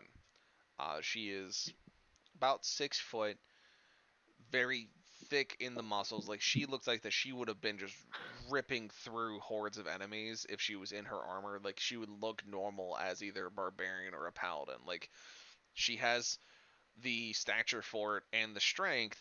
She is not wearing anything because she just got popped out of a casket she was supposed to. Oh, but she's thick, huh? Ooh. Hi, thick mommy. A big bird suddenly interested. I want a romance. I want a romance. I want a romance. All right. Covered in So nacho cheese. You want to she's warm basically standing in covered front of nacho you cheese. guys. She doesn't look like she's gonna try and run anymore. Um, she just looks at you confused, and basically in very, very hoarse, kind of dust-filled speaking, is why chase is essentially what you get out of it.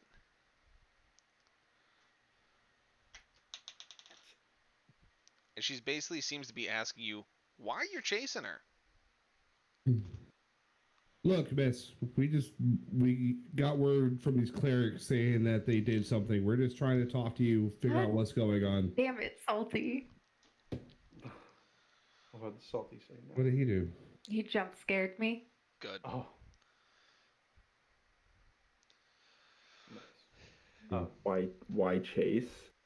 I heard the sound of ass cheeks clapping in the wind, and I caught it.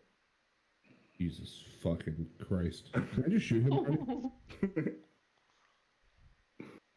You shoot him a look. You're not gonna shoot him with your arrow yet. Yet.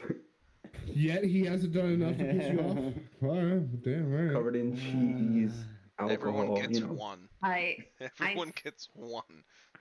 saddle up to her and I just kind of lean against the brick of the building and hey, hi mommy, how you doing? Roll me persuasion. Can I help with Please that? be a Give one. her advantage. Please be a one. Please be a one. Oh, I wanted to help give her advantage, bro. I mean, you can also roll your own persuasion since apparently you guys want to try and seduce the fugitive, self-resurrected monster Give me a creep 10. person. I'm, Is this to technically be fair, necrophilia? that tracks with my record normally, so. It's technically necrophilia, right? Ah, I thought she was an orc. this is a gray zone I'm not gonna walk into. Okay, Well, we're I'm not pretty sure having this she's conversation dead right at this now. point. This conversation. Whoa. I'm not. So it's necrophilia with a twist. Got it. Okay. He's Listen, moving, so it's listen. okay. I'm not getting into Listen, this gray Linda. zone. I'm not talking about this. Like, Look, Just- man, we have a naked druid and a naked fucking humanoid trying to fucking hit on this, like, person who was dead 3 minutes ago. I'm Half-orc that was dead 3 minutes ago. Humanoid is what I said. close Oh, enough. that kind of covers that. so basically, she does not appreciate your advances. She seems to hold up her left hand, where you can kind of see a very rusted ring on her hand, and she goes, I had her name. Trying to put it in the voice. Etheria taken. Ooh, It's okay. that's okay, baby. I don't mind sharing. Just because there's a goalie. She just Like, looks this at you is way two out of with cover zone now. a cross between disgust and why, just confusion kind of on her face. That's And just she- Cobra in the Baseball? background. That Pretty much it. She looks to Rage, who asked her the first question of, why are you running? Why are you running? And she basically puts out words enough that basically you can get from it that she woke up, she was scared. She panicked because she no longer understood why she was here. Like, she was at peace, she had accepted it, and all of a sudden she woke up in a strange room, no clothes on, near two dudes who were like fangirling over her. And so she tried to push him away and she panicked and she ran. Um, and she's been trying to find her way out ever since because it's loud, it's busy, it's nothing like she's been used to, and you can tell from her that it was just legitimate panic, um, as she was kind of just like freaking out. All right, calm down, calm down. We're not gonna hurt you. We're not gonna hurt you. We're just trying to figure out everything that's going on, trying to get you back to where you were. Can I ask what the last thing she remembered is? She tries to express it in words. The last thing she remembers is basically being on a battlefield, um, fighting with this other warrior named Thoraz, and she remembers him being wounded, and then because of it, she decided to fake her passing, so to speak. Like, she finished off the enemy that injured him. She buried her sword and armor there, and then she brought him back to uh, where he came from, so he could be buried. And it turned out that he was one of the people on the other side of the battle at this point. He was the captain of the other military that was trying to besiege this village. Apparently, they were star-crossed lovers. What is happening in my chat right now? You I see don't that know too? what's Like, happening. what the fuck? You don't want to know. Thank You don't God. want to know. If our conversation has made you uncomfortable, you do not want to see that one. All right, thanks. Thanks for the heads up. Mm-hmm. It's not You're uncomfortable, welcome. it's just more of I'm trying to fucking do things. I don't know why we're in this spiral. Anyway, uh, yeah, so she basically tells you that she faked her death. She brought him back to where he came from so he could be buried. She wound up succumbing to her own wounds, and they both perished and were both buried in the same, essentially, not monastery, mausoleum. That one. And then that was the last thing she remembered, and then she woke up here. And nowhere near the love of her life, nowhere near the battlefield that she had prayed peace. And the first thing she woke up to were two clerics that were talking about how great of a hero she was. And when she tried to explain to them that she wasn't a hero, that she tried to fake her death, that they in turn just wouldn't listen, and so she panicked. And now here she is. What would you like to do? Do you want to go back to the mausoleum where you were? She looks at you and goes, "I don't remember where it is." Because it's the whole idea of that when she died, her memory ceased, and so she doesn't remember exactly where she was buried. All she remembers is that her lover was buried in that mausoleum, and that she remembers generally where it is, but she's also now a monster, in an essence of a word. Well, I know two people that know where you were buried at. Oh, that's true. She looks and goes, "The clerics?" The clerics. Yes. Let's go poke the clerics and they can Get tell some us where answers. you were buried. So you guys kind of just talk her into um, going back to the clerics that she begrudgingly follows. And you lead her back to the building where she had broken out of the first time. And so you guys and her just kind of get there. And so when you get there, the two clerics are sitting in the monastery, kind of trying to pick things up and put things up. Um, and they're trying to like put something over the hole in the back wall to kind of make it look inconspicuous, but they're making it worse. Uh, as well as picking things up and putting things away. And as you enter the building, the cleric looks to you guys and goes, "Oh, you found her. Great. Um, did she try to hurt anyone? Did she try to kill anyone? Like what happened?" No, she was just Shall we- running away. Right? Going off of Where that. did you find Yeah, her? yeah. Yeah, she was running away. We need to know where you found her. We need to put her back. I can definitely tell you where it is. I'll have Nathaniel fetch the map from the last dig that we were sponsoring.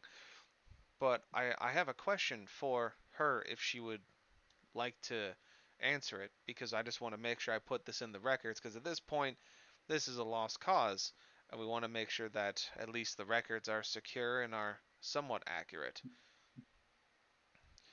I turned to her. Do you want to answer any more of their questions? Because we're here with you. If you don't want to, we won't make you. So she looks at you in sighs and goes, "One question," as she looks at the clerics. And All right. You guys have one question. Make it count. the cleric looks at her and goes, "We tried to find your armor, find what's going on, um, and we couldn't find any real remains of the battle you were in. It seemed like it never really happened. And so I just want to ask you so I can, you know, either scratch this from the record if it's what I believe, or to add it to your history if it isn't.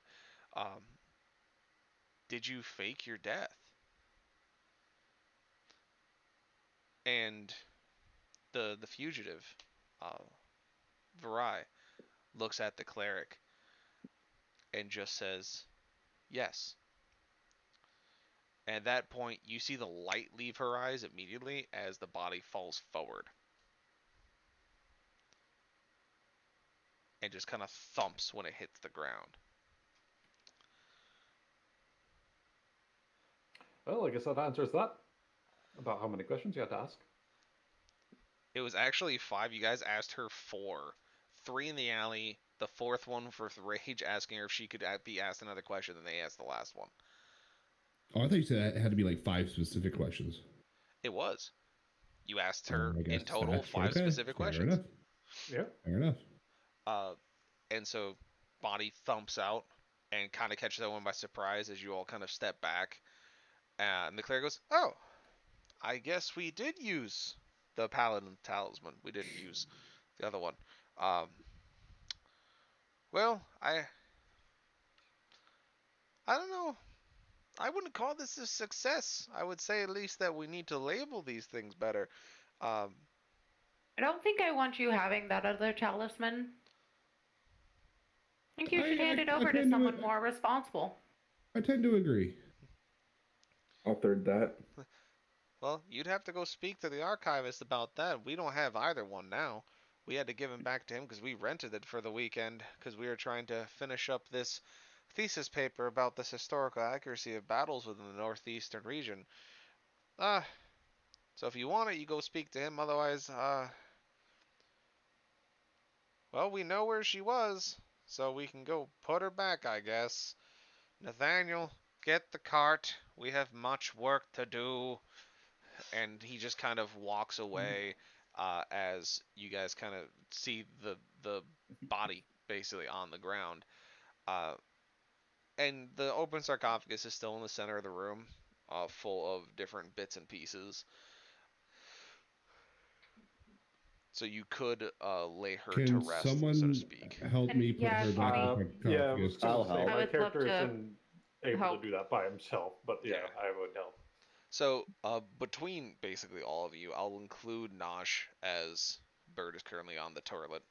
I'm fine. I'm right. I'm back. There he is. I've been So back a little bit. with the 5 of y'all, you just kind of team lift, flip her over so she's facing up, and then you put her back in her sarcophagus, cover with the robes and such that were inside, and as you guys are putting her back, Mandie, you come across a letter that was kind of stuffed into the side of the sarcophagus,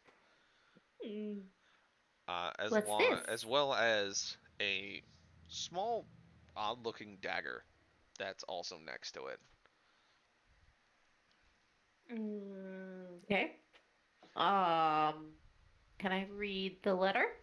Yes, it's it is dated from what it sounds like 4 weeks before the battle happened, where her and her lover perished. It seems that it started as negotiations to stop the siege from happening, as she was representing the essentially city council of the city as a paladin, as a barbarian, as whatever she was, a warrior, to basically stop the siege from occurring. And so she had started negotiations with the enemy captain, and it evolved from negotiations to a romance. And so the letter stopped being about what demands do you have, what can we give you to stop this, to when can I see you again, when can we meet, let's go to our original spot where we first met, where we first shed blood, because they had fought each other before. Uh, Things like that. It's very detail oriented, and it seems very formal, and it seems to be the last letter that she had wrote to him before all the events that transpired did.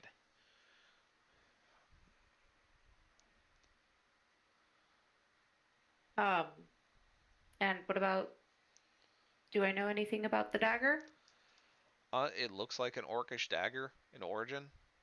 I mean, you can't tell if it's really magical or not, or if there's anything really peculiar. But it looks very interesting, because orcish weapons tend to be curved, serrated, have a bunch of different edges to it to make killing efficient, as orc mottos always are. So realistically, it was her dagger. More than likely, or that, or the dagger of her lover, or an heirloom that was passed down to her, or tales all his time, buried with her weapon. Well, I'm not taking it. Cool. I am leaving her with her dagger. All right. Say we could take it back to the keep and find out some more information about it. No, I Hey, don't. doesn't she have a ring though? I don't wanna. I don't wanna Oh, take so anything Nosh. from this woman. Doesn't she have a ring though? She does have a ring on her finger. What kind of ring? Is it just a wedding band, or is it like something specific? It looks like a very simple, fashion in the field wedding band made out of what looks to be iron or steel, from either old sword, old armor, etc. As she may not have believed precious metals, or just where she was, that wasn't something they could get. Gotcha. Can I do perception? Would it be perception to see if there's anything, or history maybe? See if there's anything more than just that. If you want to roll history to kind of take a look-see inside and see if there's anything fancy in the box, sure. Sure. 18 plus 2, 20.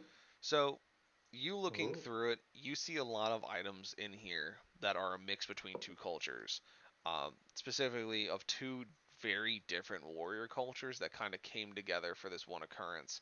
You can tell that from how she's buried is that she was buried as a warrior, even if she was buried in the enemy's home, essentially. That they paid her the same respects that they would pay anyone else. She was buried well with whatever wealth or items that she had or that she wanted to keep with her. Um, and then, you can see that she has the ring on that's rusted. Uh, Other than that, you see a lot of heraldry that kind of points to where she was buried originally, and that she had the honors, basically buried with honors. Um, Past that, there's nothing really interesting in here. Um, Either it's been already picked clean by the clerics and they're archiving everything and writing everything down before they put it back in the sarcophagus and return her, or lost to time, because you don't know the condition of the sarcophagus when it got here. But yeah, That sounds pretty neat to me. Anything valuable worth selling? Not in the box. No, not in the box. All right, I'll keep that in mind. The clerics got anything that's worth selling that they took from her? I mean, you can roll perception/investigation to find out. Perception, like a 15. So with the 15, you kind of put your eyes on what they've kind of pilfered from other digs and whatnot. And you see that there's a couple of interesting items kind of sitting around. You see that there's 2 rings on the counter, and then there is what looks to be an amulet next to it, like a necklace, essentially.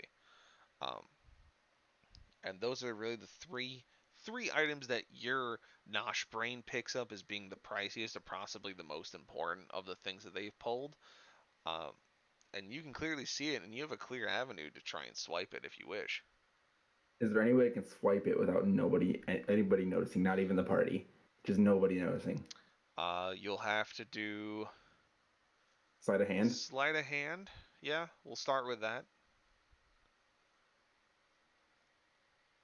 11. All right, and then give me a stealth to try and sneak up behind the clerics and sneak away from the party. 17. All right, so you're able to slink away relatively quickly after you get the body put in place. Your nakedness allowing you to be very stealthy as you roll up behind the clerics. Your 11 in sleight of hand is just enough to swipe it without really any kind of problems. And so you nab both the rings and the amulet. And since you don't have pockets, you just kind of grip them tightly in your hand until you get your clothes returned to you. Oh, sweet. Okay, so yeah, I'll keep that on me until I get my gear back on. Which, can I put my gear back on? Uh, your clothes and everything are back by the carriage, my guy. Oh, facts. Yeah. Well, But you guys feel like this has definitely concluded, is that you've done everything that you can to really help them out, or help her out specifically. The clerics will have their own chain of events to deal with, their own action, their consequences of their actions to fall upon them after you leave and kind of go about your day, so to speak. Um, and so you guys make your way back to the carriage as what up? What you doing? I want to ask the clerics if there's any kind of reward for bringing her back. Hey. They go, well, we could probably find you something out of the funds we have for our digs. I would give you these rings and amulet that we had from one of our last ones, but they seem to have gone missing among the ruckus that have befallen this little room of ours. Um, Ah, but we'll definitely give you a good amount of the funds from our last dig, and anything that you could ask for we'll give you. We already know that our program is probably going to be either transferred or shut down, so eh, here. And he just begrudgingly hands you a pouch that jingles quite heavily with coin. Well, thank you. I appreciate that. But if as long as just to make sure that this isn't more than you can spare. It's At this point, this is out of my hands. It's the archivist is definitely going to hear about a rampaging undead warrior that thankfully didn't kill anyone during Mardi Gras, which, kind of important. So I'm pretty sure that either I'm going to be fired, demoted, transferred, or the program's going to get shut down. So I don't care. Well, I appreciate it. If you need us again, don't be afraid to call on us. Sure thing. As he just kind of gives you like a half smile and then turns back to doing records, as Nathaniel is slowly bringing up the cart to help move the sarcophagus. So yeah, so you step outside of the building and as you make your way back to the carriage, you can clearly see it. It's only a couple 100 feet off. You start rifling through the coin purse rage, and you see that it's a good chunk of change. It's about I would say about like 175 gold, something to the tune of 175. Like it's hefty. It's a hefty little sack, and this would probably have given them a few more weeks of funding and materials, but at this point they've given up hope. So they gave you what they had left of their budget, essentially. All right, guys. Well, we got 175 here. Right. I mean, we could send 75 back to the keep and then 20 for each if you want, or how do you want to split this up? I agree with that one. I was I actually mean, just gonna that say that. actually works really well. Yeah, that works for me. All right, so we'll send 75 back to the keep and then 20 in our pockets. Cool. 25. Be 20. We have 20 to five each people. pocket. Yeah, so 20 to each pocket. Yes, got it. Sorry. And, yeah, and 75 back to the keep. Mm-hmm. Yep. Mm-hmm. Yeah, Okay. and so you guys make it back to the carriage as Fausta sees Mandie and Nosh still naked approaching the carriage. He is Hey, eating. Fausta. He is eating a fritter cake sitting on top of the carriage, his face kind of covered in powdered sugar, and he looks. He goes, "What the hell happened to you guys?" I nod at him. How you doing? Hey, Fausta, random dumb question. Were you ever in love with an orc? Not to my knowledge, no. All right, just had a random thought. I want to do a I mean, if helicopter you're with. talking about what I just saw you walk out of there, I would have to be dead for that to be a thing. Well, she was dead, so she looked completely different, I'm sure, before. I want to do a helicopter with my assets. If you get my drift, just do the helicopter. Just... Can I please shoot him up the rectum with a fucking arrow? I would like to see if the Boogle can sneak up behind him. I like Mandie's idea better. Roll me stealth on the Boogle. Are you about to Stephen King him? Stephen That's 12. King. Do I So have to that roll? doesn't beat his passive perception. So he does hear the Boogle Oh, approach as 13. he is helicoptering. Should have just let me go with the arrow up the ass, man. But it does stop him. But Fausta just looks at you with just utter shame on his face and goes, "And you're the one I saved from the rubble pile. Helicoptering in front of me while I'm trying to enjoy a delicious pastry. What life have I chosen for myself?" As he just looks back down at the fritter cake, questioning his decisions. Can I just kind of jiggle my boobs at him? And says, "I feel your pain." I want to wipe some of the He nacho pays cheese Join on the it. no fun, attention to Fausta. you. Hey, Fausta, you got another one of those? Yeah, they're right around the corner, and he kind of like points at the building behind the carriage. This is like fritter cakes and more. I want to like. All right, thank you. I walk up to go buy one because I'm yeah. Yeah, I'll go take- with Crowball to buy one. I want to take some of the nacho Yeah. cheese off my back and just wipe it on his arm, on Faust's arm. Oh, you're asking for an ass whooping? Is that what you're doing? Are you asking for an ass whooping? I stopped around to watch Can, this. I'm testing the water. So can I chill touch him? So for I'll fuck's No, I'll sake? start let this him from get his start ass to whooped. finish. So Mandie, you dangle your assets. He pays no attention to you. He's not interested. Then He's after me. he tells Culver Rage about the fritter cakes. He points y'all to the store. Y'all deuce. Finrod, are you going with them for the fritter cakes? Or are you still hanging? Yeah, I'm gonna go with them for the fritter cakes. Cool. So the three of y'all go to get grub. The two of you, I guess, imagine you're going to be getting your stuff back clothed as you've had your fun. And then Nosh, in a sprig of wisdom, wipes nacho cheese on the arm of a great paladin in very shiny and worn armor.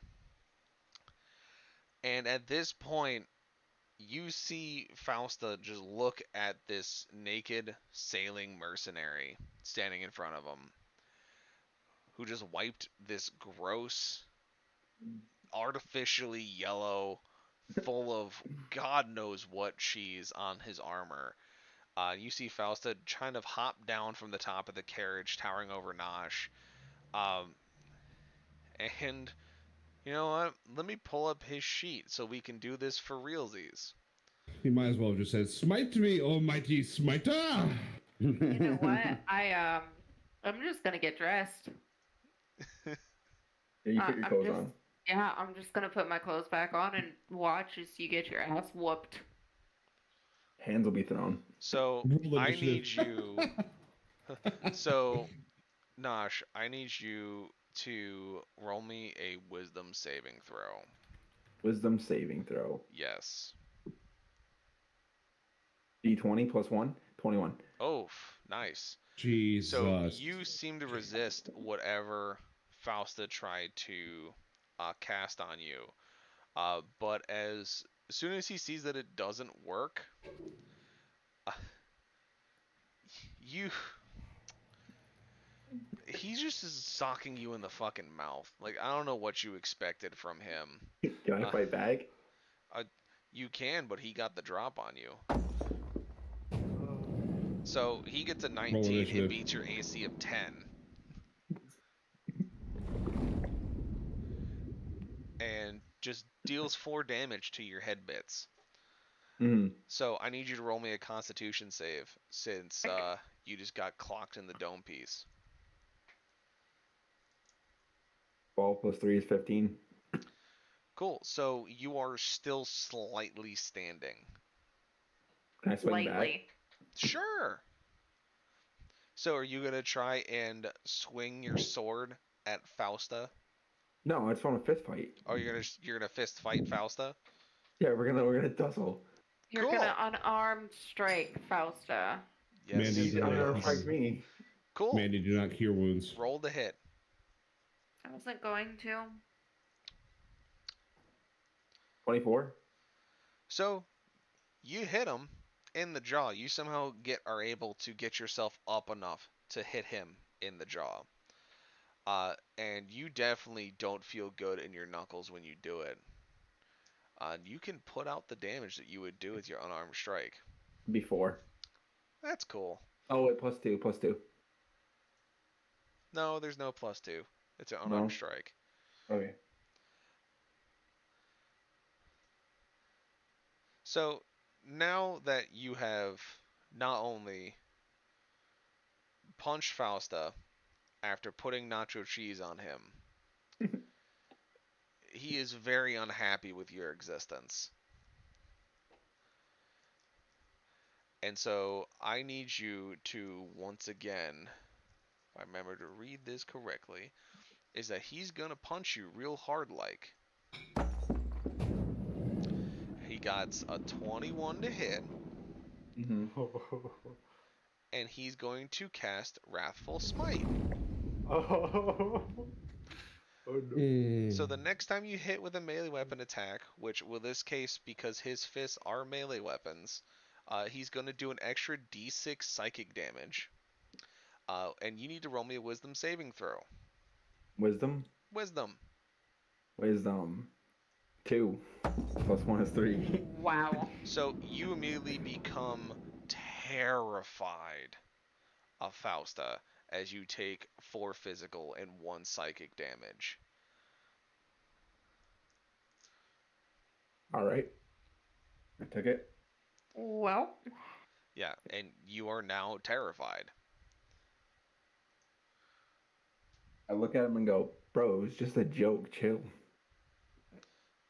He does not respond kindly to your words. He just looks at you with almost a killer instinct behind his eyes as he slowly picks up your shirt off the ground and just rubs the cheese off of his armor and then drops it and walks away, retrieving his fritter cake and going back to the top of the carriage.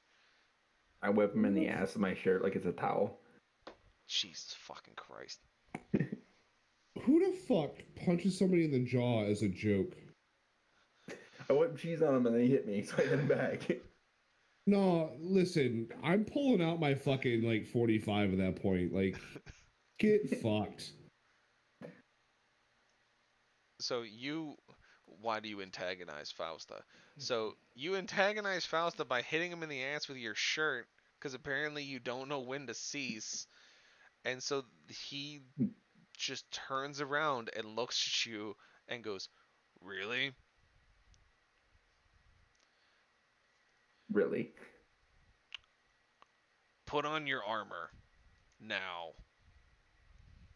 Give me 20 minutes. You have 5." And so he waits So- patiently for you to put So by on. this time, You we're guys are done back. with the fritters, Yeah, right? you Yeah, guys okay. are back with fritter cakes as you see Fausta has wiped the cheese off of his armor. You see that uh, Nosh has a bruise forming on the side of his face. Um, you can still see some of the cheese is still on Fausta's armor, and you see him standing there with his greatsword kind of stuck in between the stones, looking at Nosh as Nosh is slowly putting on his armor.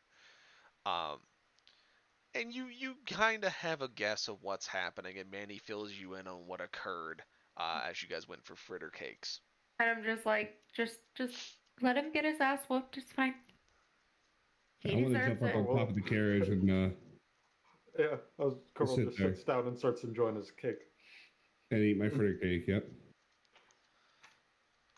Yeah, and as Fausta is standing there, you guys can see that a crowd is starting to form around you guys within the South Quarter.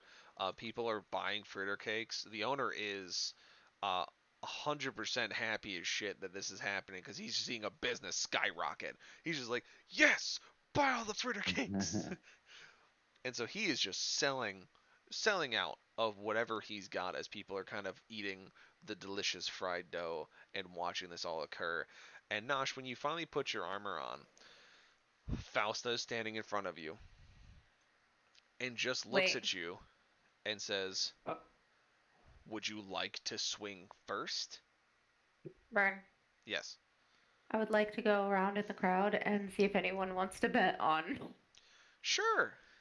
Taking all bets can- here. Can I, like, say that I hop down, pat Fausta Mike on, off. like, his lower back and give him heroism on. and say, good luck? Yes, you can do that. I would like to turn to Fausta and say, "Hey, Fausta, I know you don't need it, but would you like some help? I have a bow. It's pretty powerful." He looks at you and you can just feel the rage behind his eyes.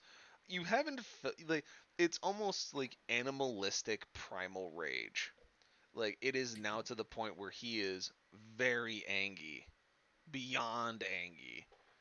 I see you got this, big guy. Go for it.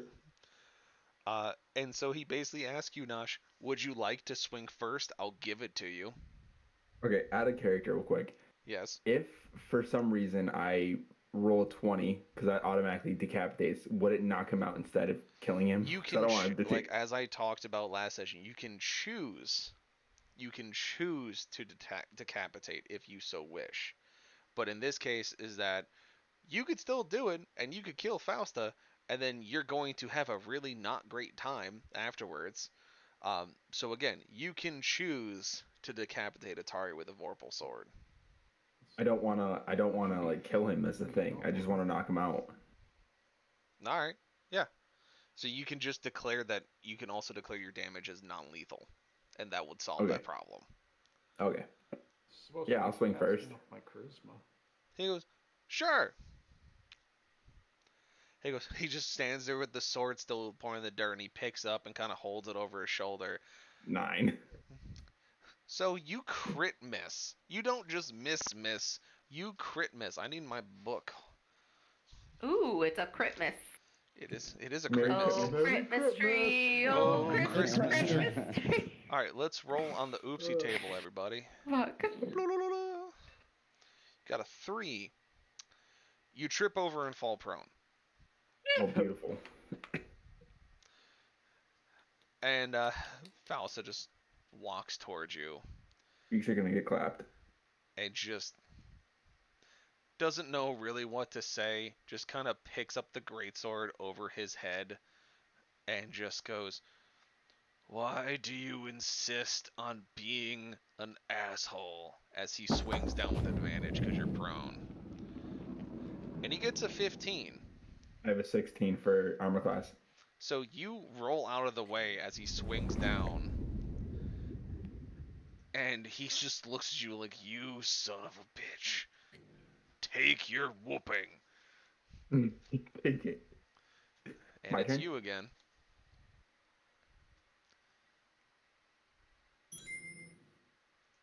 14. Oh, nope. You hit flat armor. You hit nothing good.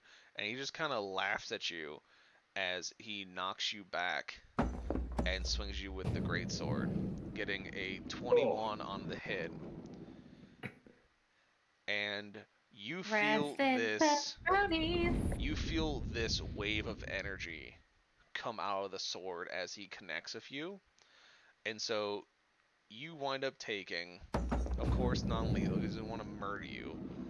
11 non-lethal You know what? Fausta, just murder him. slashing, and then an additional 5 thunder damage. You get knocked back 15 feet. Emotional damage. Emotional. That's all 16, bro. Yeah, and he knocks you back, and you're still standing, but you got knocked back 15 feet from him, and just goes, "Yield, and let this be solved." I had to do a death save because I was 16, even though I didn't die. You didn't need to do a dex save, but sure. No, death save. No, you don't need to do. Why are you doing death saves? He said it was non-lethal. I know, but it was, So he just if knocked you get you knocked out. to 0, you get Yeah, I get knocked to knocked 0, out. you're out. yeah. Yeah. So he knocks you back, and you get knocked unconscious, with just a big old crack of thunder coming from the greatsword. And yeah. Knocked the fuck out. Yeah. And for those of you who were betting, it was 10-1 odds on Nosh winning. 10 to 1 odds. Because people were definitely pushing against it and being like, no, it's gonna be the big guy. And so no one really wins a whole lot. You guys win another like 35 gold pieces off some fools that voted wrong. You're welcome, guys. You're welcome. Yeah. Money just, by any means possible. I To would the like keep? to just, send all of that Money to the keep. To the keep. To the keep. So yeah, Yeah, you you guys guys go appreciate my pick up tomfoolery. Nosh as he just got his shit ran by Fausta after rubbing cheese on him. And Fausta he just should have died. seems pleased. Not pleased, but he seems satisfied with the actions, and he goes back to sitting upon the carriage with his now cold fritter cake and eats it in silence as the crowd kind of dissipates. The shop owner comes out and gives you guys another round of fritter cakes on the house as he just made a shit ton of sales. He does not give you one. He gives everyone else one. Can I persuade him to give me one? You're knocked Sure. out. You're knocked out. He's Yeah, knocked out. You're knocked out. Give me persuasion at disadvantage, and you're gurgled. I just got the shit knocked out of me nonsense. You like double disadvantage? No, Just, it's yeah, just there should be double. 11 and a 3. no. You're like, and he's just like, what the fuck is wrong? Never mind, and he goes back into his shop. Yep. So that was a thing, and now you guys are back in the carriage and ready to go. Did you ever think that maybe your session for tonight would turn from a naked party to Beating the hell out of Nosh. Listen, a long time ago, when I first started doing this, I've stopped learning to plan because stuff like this happens. So I'd rather it be fun, off the cuff, following a standard plot point, but not being like super structured. Because if it's super structured, then if something shiny dangles in the distance, Mandie's gonna run for it, and then we're off track anyways. So I'd rather have rather have multiple ideas in the pot, so to speak. So if something weird happens, I have something planned. Yep. Always has a plan for Berd. No, there was no plan for Berd. I didn't expect that you were going to insult the large, heavily armored, and like very well-respected and prestigious paladin that's with you by rubbing your gross body cheese on him. That I did not expect. My bad. We got some money out of it though, so that's kind of a plus. It's kind of a mercenary thing, guys. I helped a little bit. I hope you know that. Jeez. Sure, Nosh. That was entirely your plan. No, it definitely was. My finger's still on my bow. Just in case. So, with that, you I guys think you should have finish yet. up. You guys finish up in. Oh man, my brain hurts. I wonder why that is. You finish off in Blair Shore, and you guys are ready to move along to the Black Marsh Keep. So let me pull up the map You to show you where have you some are. gator hunters to kill. We got some A gator romance. poachers. Some straight up gator poachers, I tell you what.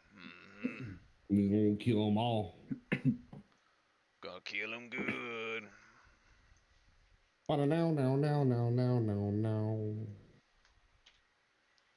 Womp womp.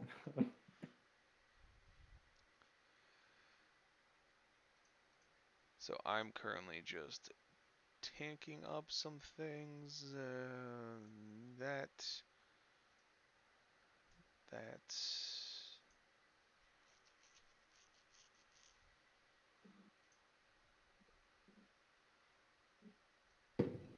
Bird, why are you giving me hearts? I don't know. Someone was saying something in chat, so I was just hearting whatever they said.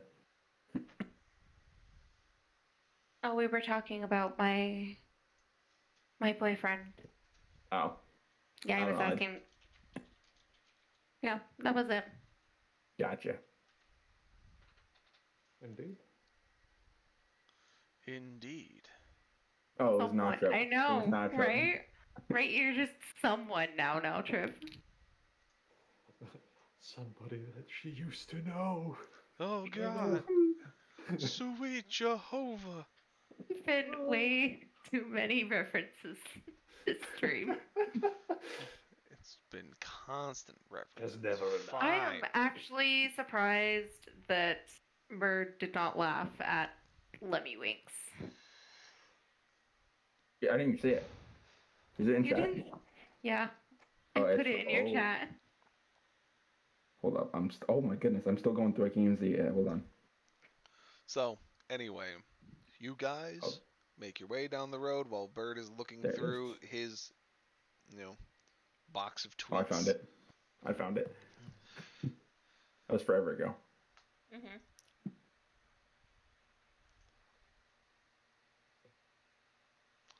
So we make it to Black Marsh Keep? So you guys are traveling on the road, and On the road again.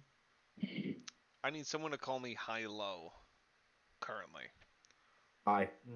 Low. One person elect themselves Hi. and then call it. Don't all of you call it at once and call the different sides of it. I'm just gonna get a little high. You wanna get high?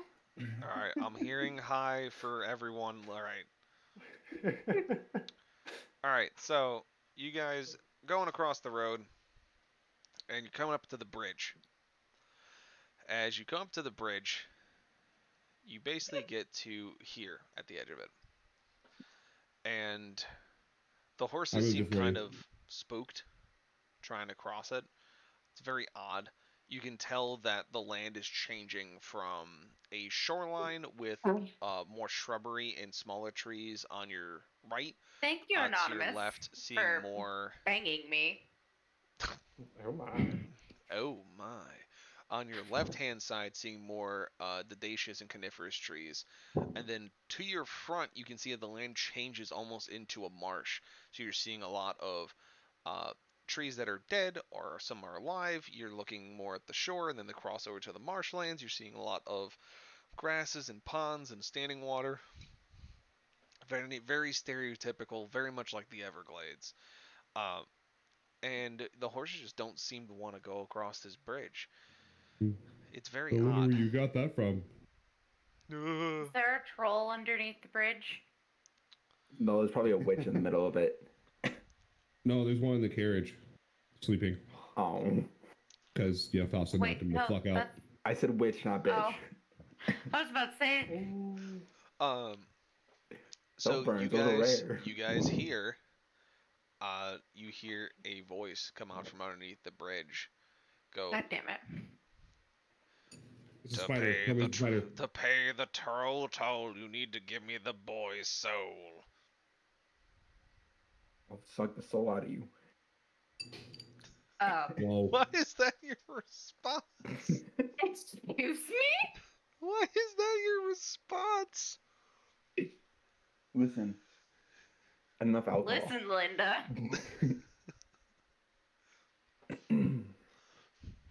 Listen, we Make know me you get act up. frisky on Fridays, but like, come on now. Frisky Friday. But yeah, Slutty so It's not Saturday, Friday, baby. it's Saturday. you hear a voice Slutty from Saturdays. underneath the bridge go, if you wish to pay the troll toll, you need to give me the boy's soul. You don't know what they're talking about, but they keep saying it. All right, Faust, I'm gonna give up your soul, guy. No, Nosh, I believe that's your soul they want. Oh, they can suck my soul out. I vote Nosh. So, almost as if hearing this, the troll exits from underneath the bridge and comes closer to the carriage. And at first, the ground moving and the carriage kind of shaking, you imagine it's this massive, grotesque, gargantuan creature, when in reality, it's this almost fair-looking maiden that is very tall and stout, and just looks to be a hard worker based on just the strength that you see in her body. And she looks into the carriage and sees Nosh and goes, you'll do, and grabs you by the neck and pulls you out of the carriage Death by as Snoo she Snoo. waves the horses Party. on and the carriage continues moving. And so you guys just see Nosh getting dragged back to underneath the bridge by this thing. You hear me yell harder, Daddy. Well, Do we just leave him, guys? What do you want to do? Harder. Okay, now stuff in my face, Pepper's farm. Harder. Anonymous decided that yeet was the answer to that, so. And you guys hear as Nosh continues to make sarcastic comments that she throws him, just picks him up by the neck and just hucks him as she goes, "You talk too much," and throws Nosh back at the carriage as he just hits the side of it and falls onto the cobblestones. She goes, "It's not worth it. Nothing is worth it with these people. Why are you all perverts?" And she just she retreats back Well. underneath the bridge. Done with your nonsense. That's one way to handle it, fellas. Apparently that worked out in our favor, guys. Worked out in my favor. I'm gonna fucking shoot him. I'm gonna shoot him. so how much damage does he take from hitting the carriage? No. Let's see. I'm gonna fucking shoot That's him. a good point. Let's see. So you got thrown with 18 in strength. You traveled about 30 feet through the air against the metal carriage. It's like 2d6. That's a good damage point That's right good. there. So Yeah. you take 8 bludgeoning. Oh, 8's fine with me. Just bump. I was chilling. fine with you, weren't you? You Just at deserved 0. it. Mm. We fine, fellas. We fine. Fine. He's just knocked back out. I was to say, wasn't he Not just at back 0? unconscious. Let me just sleep. I'll just sleep my way through it. You see him kind of come awake when he's being dragged along, and then he gets thrown back at the carriage, and when he hits the ground, he doesn't move. And so you guys just kind of like pick him up, put him back in the carriage as he's now asleep, being watched very closely now by the Boogle. Boogle. Boogle. Good Google. Should just left him at this point. I give them all treats as they're staring at Nosh. Very good. As long as they come Good in, I'm okay. Google. A fucking encounter was turned into an awkward engagement by Nosh. That's a good determinant, I guess. And so you guys eventually make it to Black Marsh Keep. Oh, that's when Really, Conan? the Boogle is coming at me. So, as you guys make it to Black Marsh Keep, you can see that it is surrounded by very high and fortified walls. Except that it doesn't seem to be that well populated. You can tell that there's a citadel rising out of the center of the town that seems to be kind of the epicenter of what you're looking at, or where the forces of the command post, whatever you want to call it, would be. Most keeps tend to have a decent civilian population, as well as a military presence, because that's kind of their job. But with this one, you see a few military personnel, but that population also seems to be small, as well as civilian population seems to be small. And when you get in there, it just smells gross. It's really hard to describe the kind of smell that's going through there. It's like a mix of sulfur, grease, fuel, and like really bad cigarettes just kind of floating through the air. It's unpleasant. And those that seem to live here also seem to be very unpleasant. Stinky.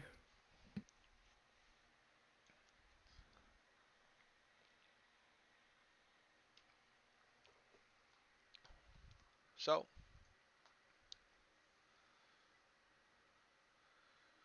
you guys enter Black Marsh Keep, and from what it looks, is like I said, the population seems diminished. But you're here. Where are the poachers? As you're just kind of frothing I'm at sorry. the mouth inside the carriage, asking about the poachers, one of the guards kind of turns their head to you and goes, "Oh, you hear about the poachers? I'll tell you what, they're right down there."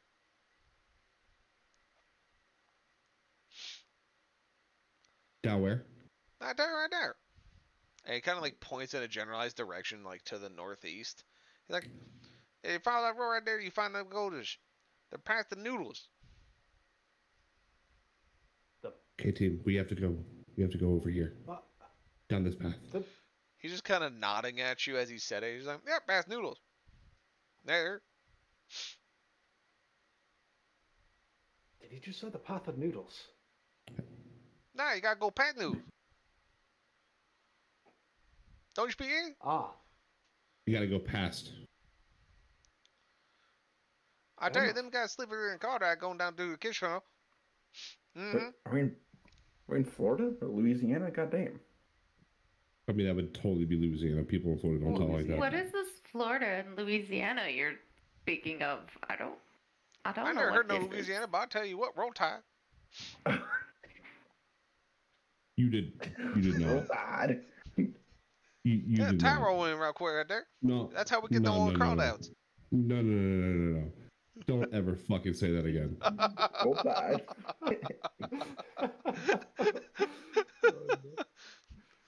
I tell you, that's how we catch them crawdads. We gotta get the tie roll in. Roll tide. About time we're crawdads here, huh? He said it again. I How about didn't we shoot hear this anything. guard? I was listening to a chicken attack. Chicken attack. I fucking love that one. And so yeah, he points to the northeast, past Glassair and the Spice Burrow, and just goes, yeah. Okay. Well, guys, Gators. I want to kill the gator poachers. Oh.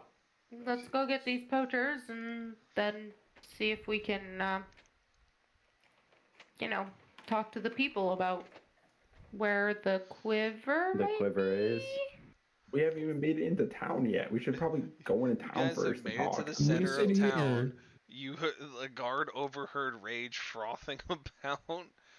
a fucking gator poacher, and now it's just like, hey, I gotta go over there, and the rage is like, we're going after those poachers right now. You cannot stop me. It's a I mean, I'll wonderful go by time in the myself. neighborhood. It do be wonderful. So yeah, Let go. yeah, you guys head northeast, completely bypassing anything of interest that you were planning on doing, and you guys are now exiting the Black Marsh Keep. It's okay, guys. We'll be back. It's okay, guys. We'll be back.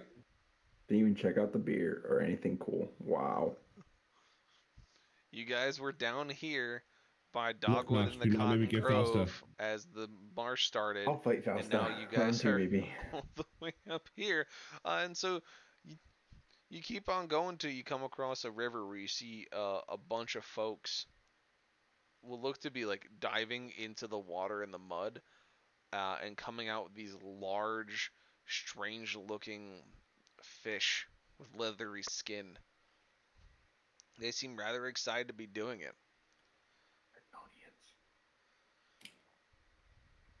Stop killing them or I will kill you. Final warning. What are you talking about? We're doing a noodle. What, you ain't done no noodle before? What are you talking about? You fucking talk about noodling catfish right now, dude. So is that what we're talking about here? Yeah, they're literally noodling Yeah. catfish. You said like with leather skin. Like catfish Yeah. don't have leather skin. They have leathery skin, yes. They don't Didn't say it have was leather, scales. just It is leathery. smooth. Smooth. Where are the gator poachers? Gotta go past the noodle farm. Find. He tells you gotta go past the noodle farm. He points you still Right. going northeast. Then let's keep going. Yeah, you guys go on past a bunch of these guys, going past this one individual called Billy Ray, who seems to be standing to the side supervising. He seems to have a story to tell, but you bypass him completely as you keep on trucking northeast looking for these gator poachers. And you eventually come up to a bend in one of the deltas. Now we have to switch back to the regional map because you've left the fucking borders of the city. So now I have to show you where you are in the big map. You're basically up here in the delta, or in one of the deltas.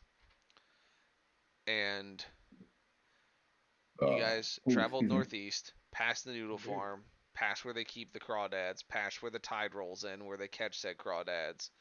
And you have now entered into an area where it clearly says signs of high population of crocodiles in area. Do not swim in the water. Do not go in by yourself. Observe surroundings. Do not step on logs.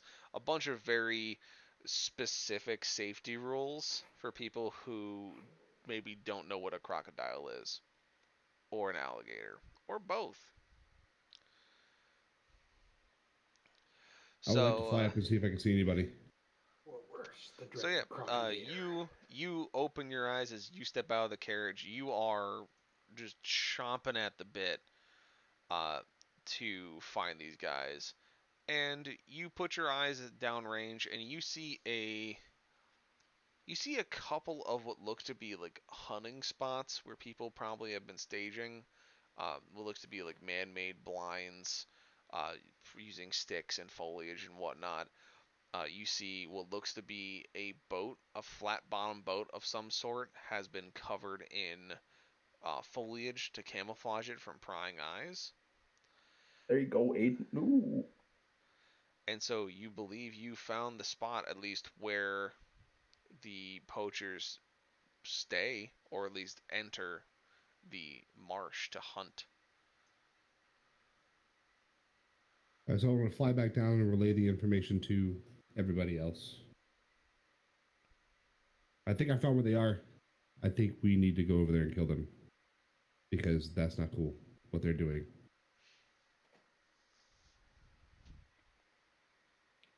Alright. All right, Did you see how many of them there were? let's do this. I did not see any people. I saw hunting blinds and I saw a boat that was camouflaged. Looks like they're trying to hide it. Fair. But we can investigate.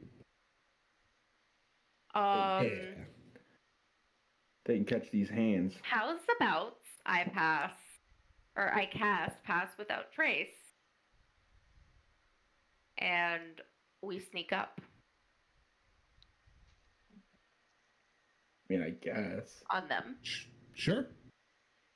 We could do that. Yeah. So, you guys can clearly see that the boat is hidden on this side, and the blinds seem to be on this and this side. And so you can cross the river either by fording the river itself or by using the bridge to your southeast. Probably use the bridge. I don't want anyone to get eaten out here, especially the boogle. All right. Yeah, I don't feel like swimming. Right. Yeah, fair. So it takes you probably about an hour to get back up to here. Which at that point you guys find a good spot to kind of step off and get yourself all kind of ready for a tussle, so to speak.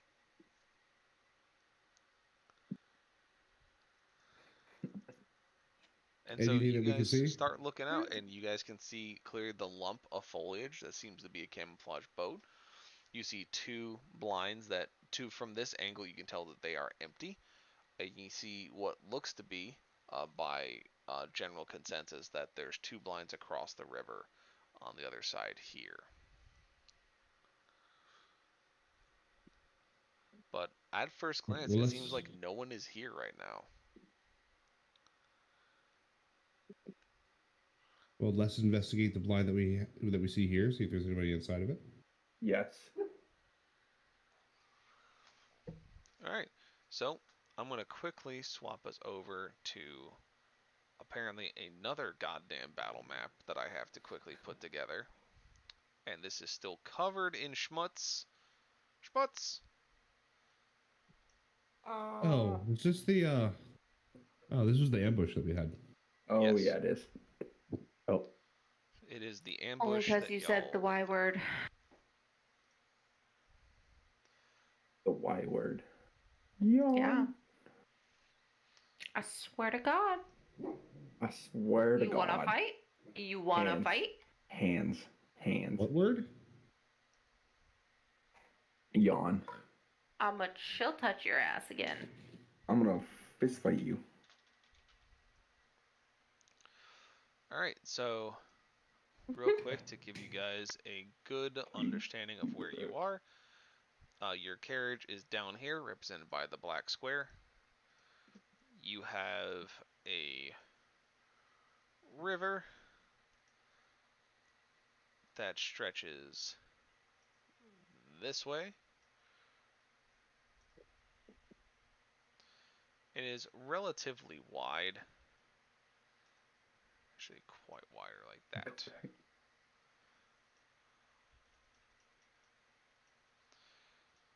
And so the first blind you see is right up here, and I'll mark that in bright green for you. The second one is to the right of it. And then the boat is over here.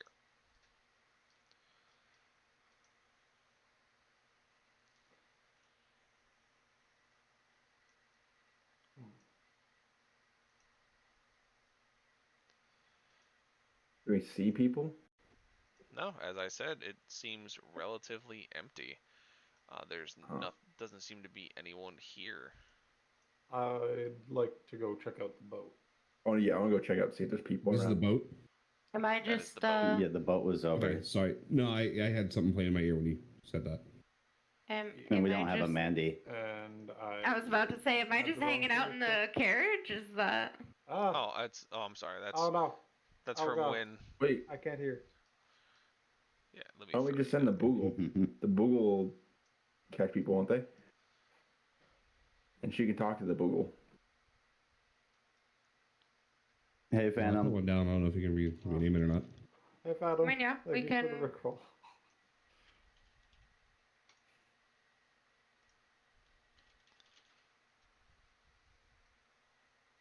Yeah, we can send out the Google They're not near me. and So I see if can... they sniff anything. Yeah, that'll work. That'll definitely work for me. Be careful. Anywhere not near you. There is a river. And anywhere not near me. Don't let them get too close to the water. Throw them in. I mean, don't throw them in. Just be careful, guys. Don't die.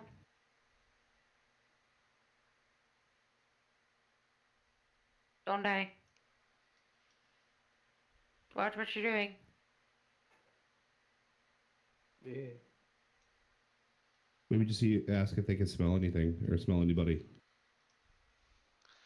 I'm gonna wait until. So, Yeah. you can roll me advantage on your investigation, as you guys see a boat and 2 blinds ahead of you. And at this point, you also notice, sup, Phantom, you notice that daylight is growing shorter. 18, sucker. So, the Boogle You're tells too you loud. there is no one here at this time. Okay. Let's loot the boats and run. I mean, loot the boats and blinds and run. I mean, if there's nobody here, then we can loot. Sure. So I'm Go for thinking. it. Yeah.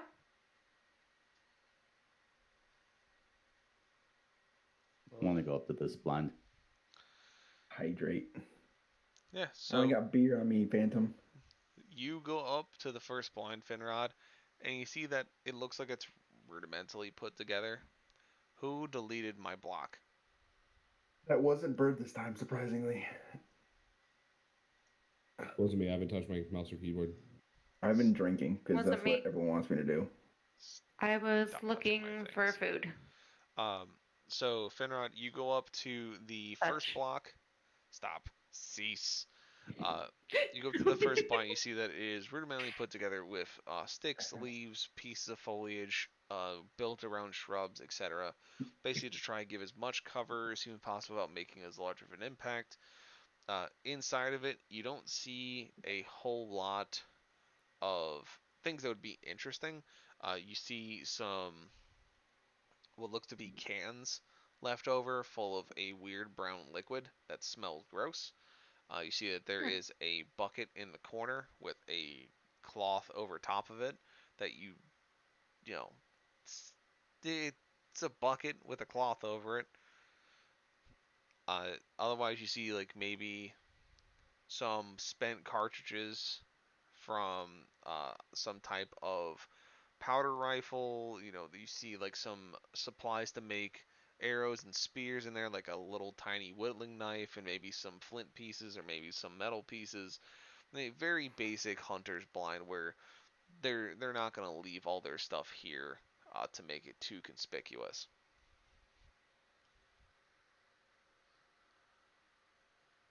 So basically nothing of interest at all. Nothing of interest except the bucket, possibly. You know what? Screw it. Magic bucket. My I go golf. look at the bucket. I was about to say, can't check for anything else. I was about to say, I'm gonna Doggone. come up to the next one. So, Finrod, you go to check the bucket and you regret your decision. It was a chamber pot. Oh no. It was a I can't make it to the woods bucket.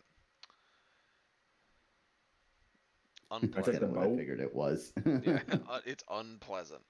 And so, Finrod, you don't find anything in your blind. Mandie, you kind of find the same as you don't find a whole lot in your blind as well. You find, again, a couple of small cans of weird brown smelling liquid. You find like a tiny whittling knife and some sticks with some metal scraps that they've used to make either spears or arrows. And, of course, another bucket with a cloth over the top of it.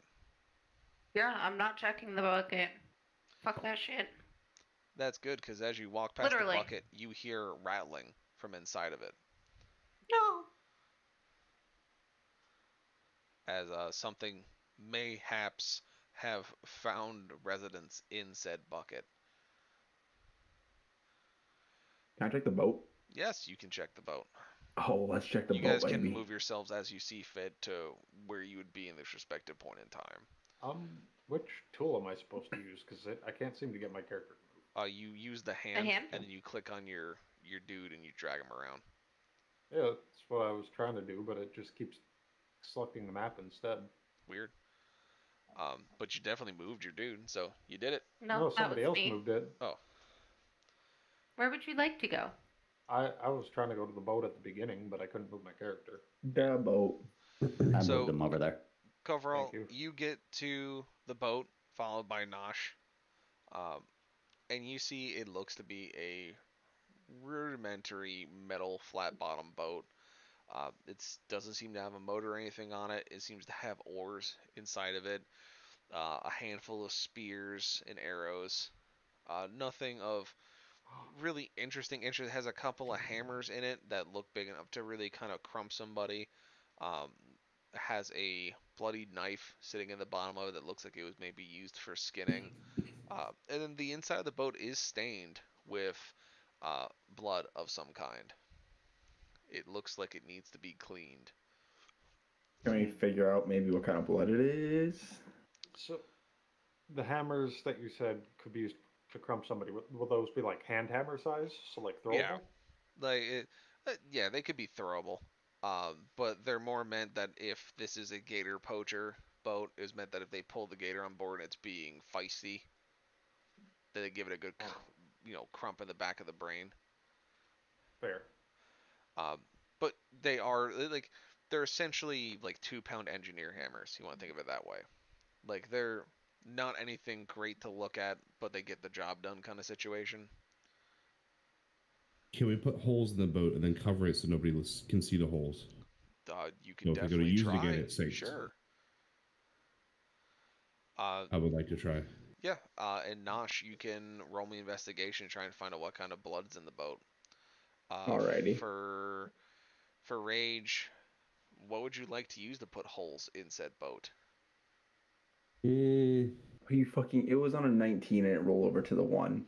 You gotta be kidding me, bro. Okay. Guess I'll use short swords. Come up here. Use So my short you sword. go to try and use the short sword on the boat, but it seems to be you do it once and you're like, this isn't gonna really work. Yeah, the metal is too oddly shaped and you're not sure how thick it is. Where trying to use that short sword, you're probably gonna break your sword before you actually make a hole in it. But overall, it does point you towards the 2 hammers. I do have a crowbar too. You could. Yeah, I mean, the crowbar is probably sturdy enough that you could put it against it like a chisel and just hammer it. Yeah, that's exactly what I was thinking. So let's go ahead and do that. Yeah, so you guys see as lights beginning to fade, and Nosh, you go to try and identify the bloods in the boat, and you blame the lack of light for not being able to.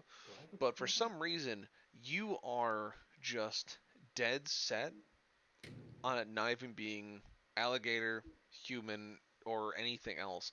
You are dead set that it is chicken blood. Chicken. You don't know why. This shit was You are- chicken blood. You are dead set that it is chicken blood, but on the second time you taste it, you think it's crawdads.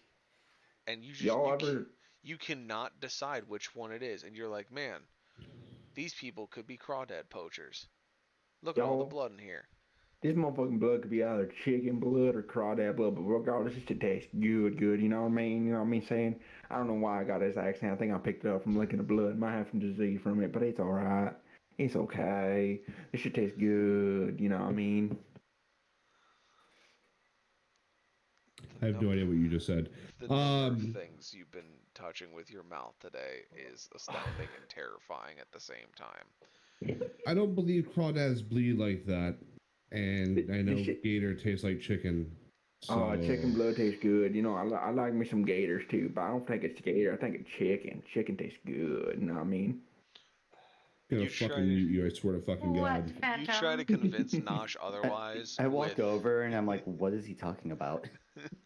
What is happening here? So you two arrive to Nosh confidently exclaiming that the blood in the boat is not gator nor people. It is definitely either chicken or crawdads. And he is adamant on that it is either of these 2 options. It cannot be anything else. I don't think this might be either chicken or crawdad. You Know what I'm can saying? drop the accent before I have Fausta beat your ass again. I was gonna say, did Fausta beat his ass too much, and that's why he's Did having it an knock issue a talking? wire loose?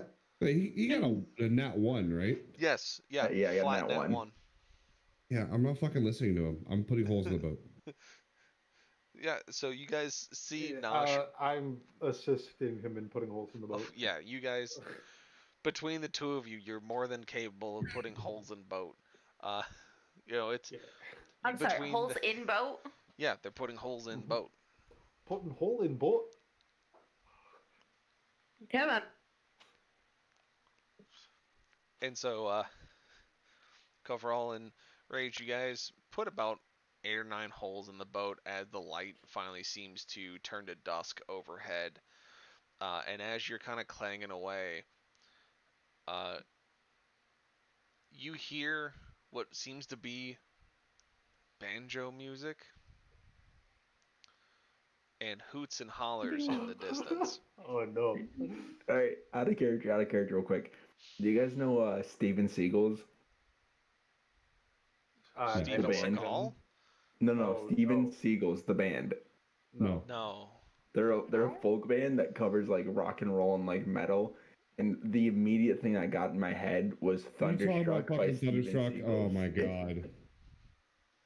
It's a he fucking does the Thunderstruck guitar on a banjo. Oh my goodness. Or like Psychosocial by Slipknot on the fucking banjo, bro. And yes, it Holy is just crap. as fucking terrible as you can It's imagine. hilarious. It's pretty bad. So, Okay, then. Oh my as you goodness. That's guys what I thought are of. finishing up the holes in the boat, and Nosh is still believing that now he doesn't think it's crawdads. He thinks it just has to be straight chicken blood in this boat. He will not be moved otherwise. This is the hill he will die on. As you guys, as Mandie and Finrod, you guys just look at him like, no, it can't be. Like, you have been arguing with him as the other two have been putting holes in the boat and kind of covering it up. As all 5 of you start hearing the banjo music in the distance, as well as hoots and hollers as you see lanterns in the distance coming towards you guys. They're a few 100 feet away from you, but you can definitely see it. What's happened is precious. Shall we return to the carriage and go, or do you want to sit and wait and see what happens? Oh, fuck. We should probably...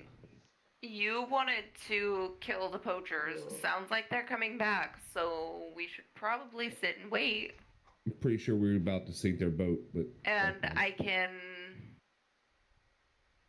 cast Pass Without Trace, and we won't...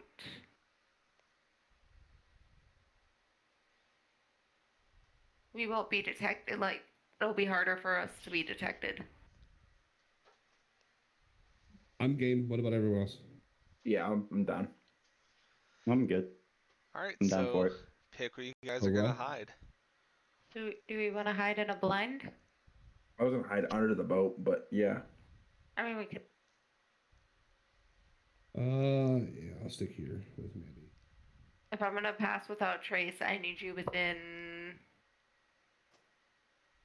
30 feet of me. It's basically everyone's going to huddle up in the one blind. Alright.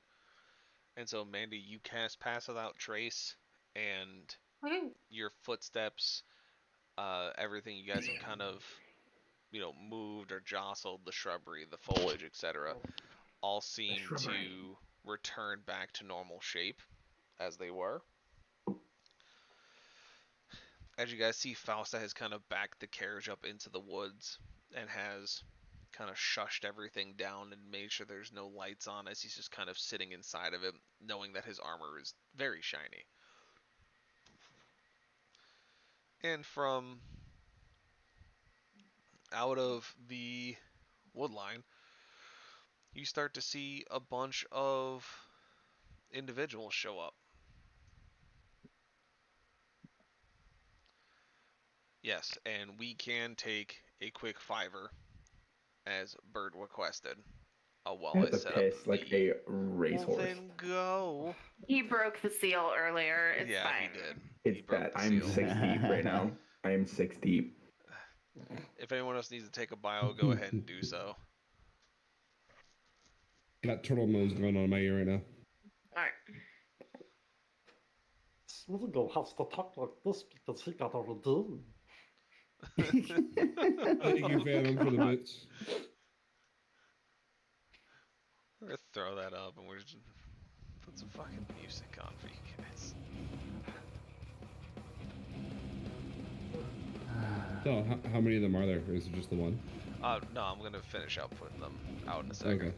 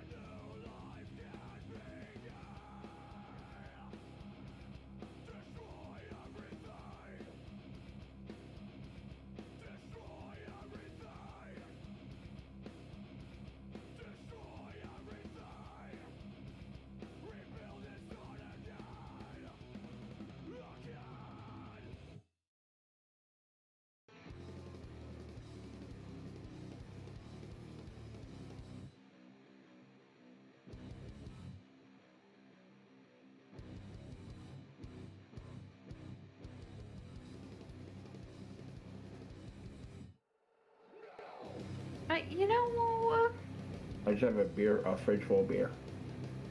I'm trying to get on Riexis' level, okay? I mean, you two do that. I haven't smoked since August, but I'm trying to break my tea break. You will? Oh Senpai. god, the woos have begun. I like it. Oh no. I like it a lot. So. What? I just saw someone play Uwu and... Uwu? Okay, right. Selfies. Oh no, Coverall, what happened? I don't think my sound alerts are actually playing. I mean... What do you mean, what happened? I thought someone hit you with another redeem. I thought you were like, oh, I must speak like Gandalf now. And it's like, oh god, no. Oh no, I just kind of slipped into that voice randomly. Sorry. Fair enough. No, that's just I was normal like, for oh him. no, what have they done to you? What have they done to my boy? My son. Look, he's been wounded. Was who the Tarkov streamer? What now? Wait, what? I did stream Tarkov. Are they talking about me? What? I have no idea. I haven't streamed Tarkov, so I don't know either. And a Salty hoozle. streamed Tarkov The as only well, though. person- So are they Yeah, Salty talking does. about? So, so yeah, you guys see Oh. 6 individuals walk into this section of the marsh, walking between the branches and the shrubberies, kind of following their own path that they may have already set for themselves. And you see that there are 6 of them. They have lanterns, and one of them has a banjo. Some of them have spears. A couple of them would seem to have some kind of like short bow action going on there.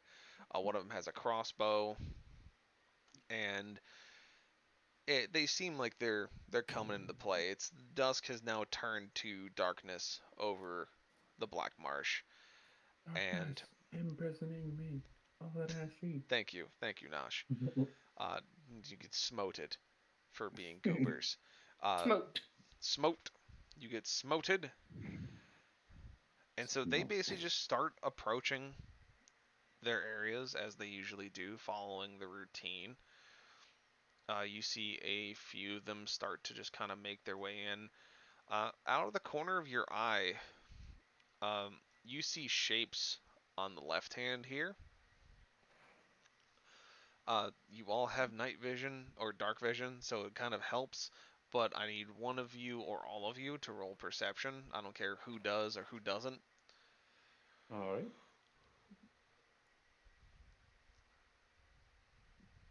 17. Cute. 16. I got 18. Cool. 20, baby. So the 4 of you see that there have been 4 more individuals have come this way towards their boat. And they seem to be basically loading onto it as the rest of these guys are kind of walking into the area. And as they get to about this point, kind of moving past everything, you hear one of the spearmen in the front go, "Hey, Billy Joe, you going out on the boat today? I thought you were taking Billy Ray with you." And he's like, "No." He's like, "No, Billy Ray dead. Billy Ray dead. Billy Ray dead. Got eaten by a noodler." And it's just a bunch of gibberish and jargon starts going on as they're kind of not really paying attention to basically anything, as they're just kind of yelling out from each other. And zoop. Perfect. So they all load onto the boat, and you see them kind of start pushing it out into the waters. And they load themselves up onto it, and they start pushing off. Out of the corner of your eyes, as you were looking around for different combatants, kind of keeping an ear out for things, you guys could tell that the crocodiles, or the gators, in this case, the alligators, have arisen out of the waters. They have come out in force, and it seems that at night they come down to the southern part of the delta to feast on things that have come down from the seaside. And so there's plenty of them in the water. You can count 6 or 7 just in this stretch alone, just kind of floating there, looking like logs. And so the boat kind of comes out, and for all intents and purposes, I'm not going to draw the block because the block doesn't move, but you see the boat come out, and you start hearing panic from the people on it as the boat starts to sink. As they're yelling, "The boat's got holes in it! Well, why is it sinking? What's going on?" And just panic ensues as they sink into the murky, murky water that seems at this point that you guys can tell is got to be at least 15 feet deep at its center of this river specifically. And the scene you see next is unpleasant as alligators take their vengeance on the 4 people that were in that boat. as the boat ceases Well. to exist, becoming a lump in the bottom of the river. Womp womp. Womp womp indeed.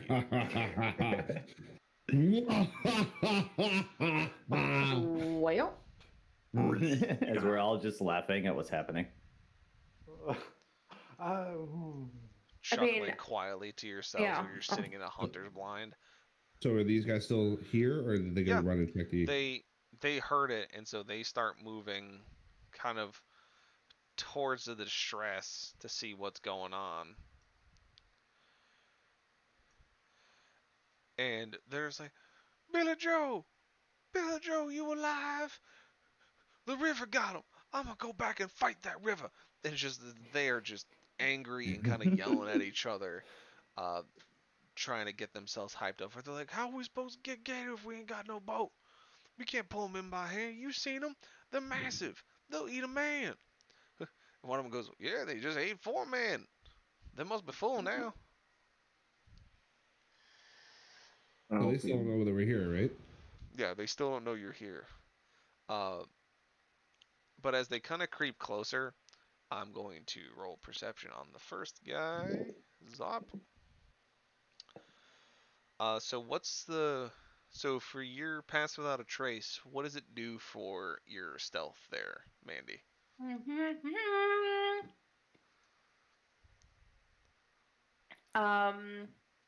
For the duration, each creature you choose within 30 feet of you has a +10 bonus to dexterity or stealth checks. Okay. And can't be tracked except by magical means. Cool. So in that instance, I need all of you, all 5 of you, because now they're searching, to roll stealth saves. Or stealth checks. Stealth saves. Oh, let's say stealth saves. Stealth saves. Okay. Stealth checks, basically. Then 16. add +10 to it, if you haven't already. So 16, baby. 24. Okay, 20. 24.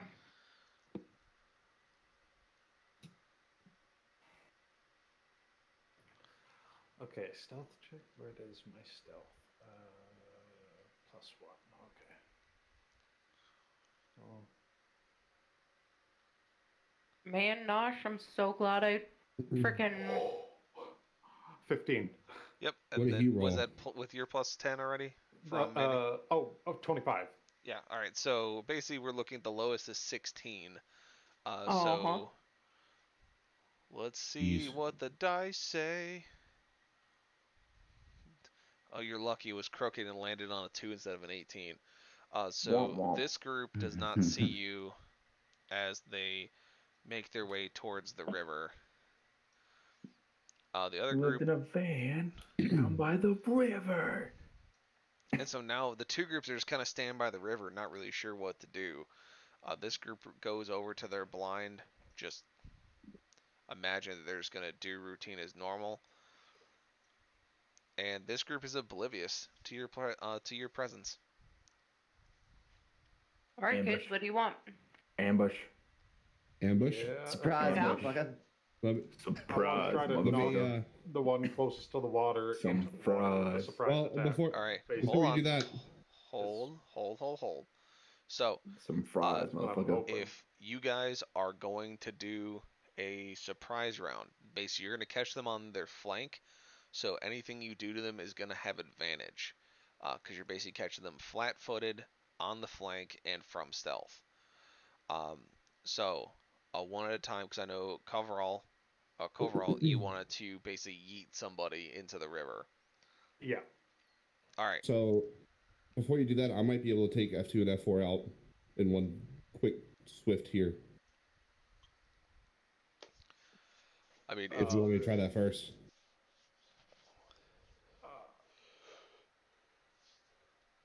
I guess. I mean, if I don't, then you can, of course, knock one of them into the fucking river.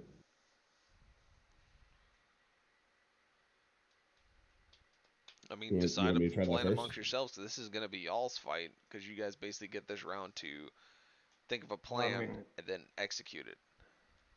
The only one I can't get would be A3 or A2, whatever. A2 I can grab wouldn't touch A2. it all. I can grab A2. I'll take out the archer. Yeah. I guess I will wait and see if Rage is able to kill them, and if not, then I will try to eat one in. All right. Okay. So it looks like Rage and Nash, you guys are gonna start, and then the rest of you guys will kind of play off of what happens with their actions. Yes. Yup. Okay. So Rage, Uh, you yeah, can I go want to first. cast Hail of Thorns. All right. And I want to take my Oath Bow and fire at F4. Okay. You said that's with advantage, right? Yes, because you're catching them off their backs. Okay. Yep, that's a hit on the first guy. All right. I'll roll for damage here for him. So 5, and then Hail of Thorns is what? 1d10. Yes, it's a D10 at level 1.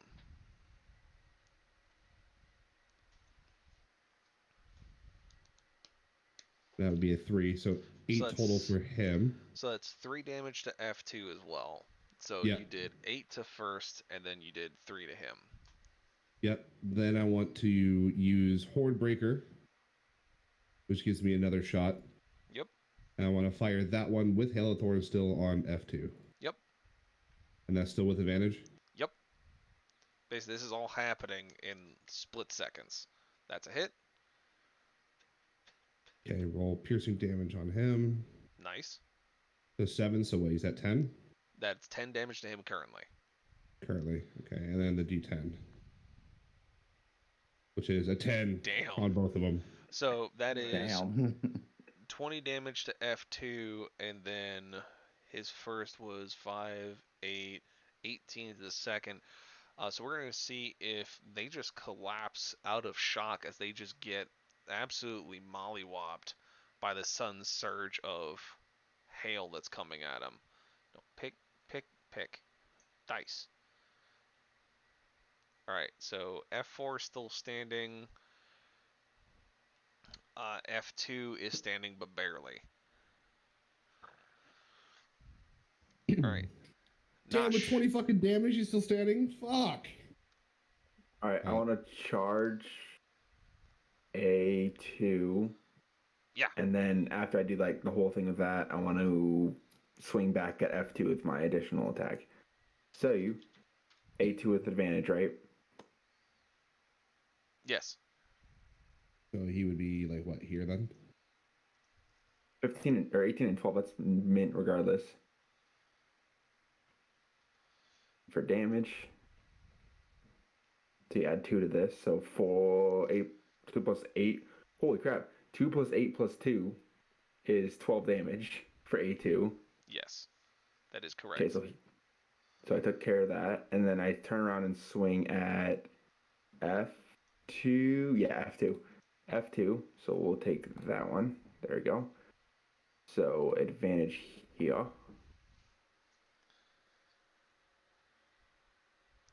We'll take it. 18. Yep. Then you add 2 to this.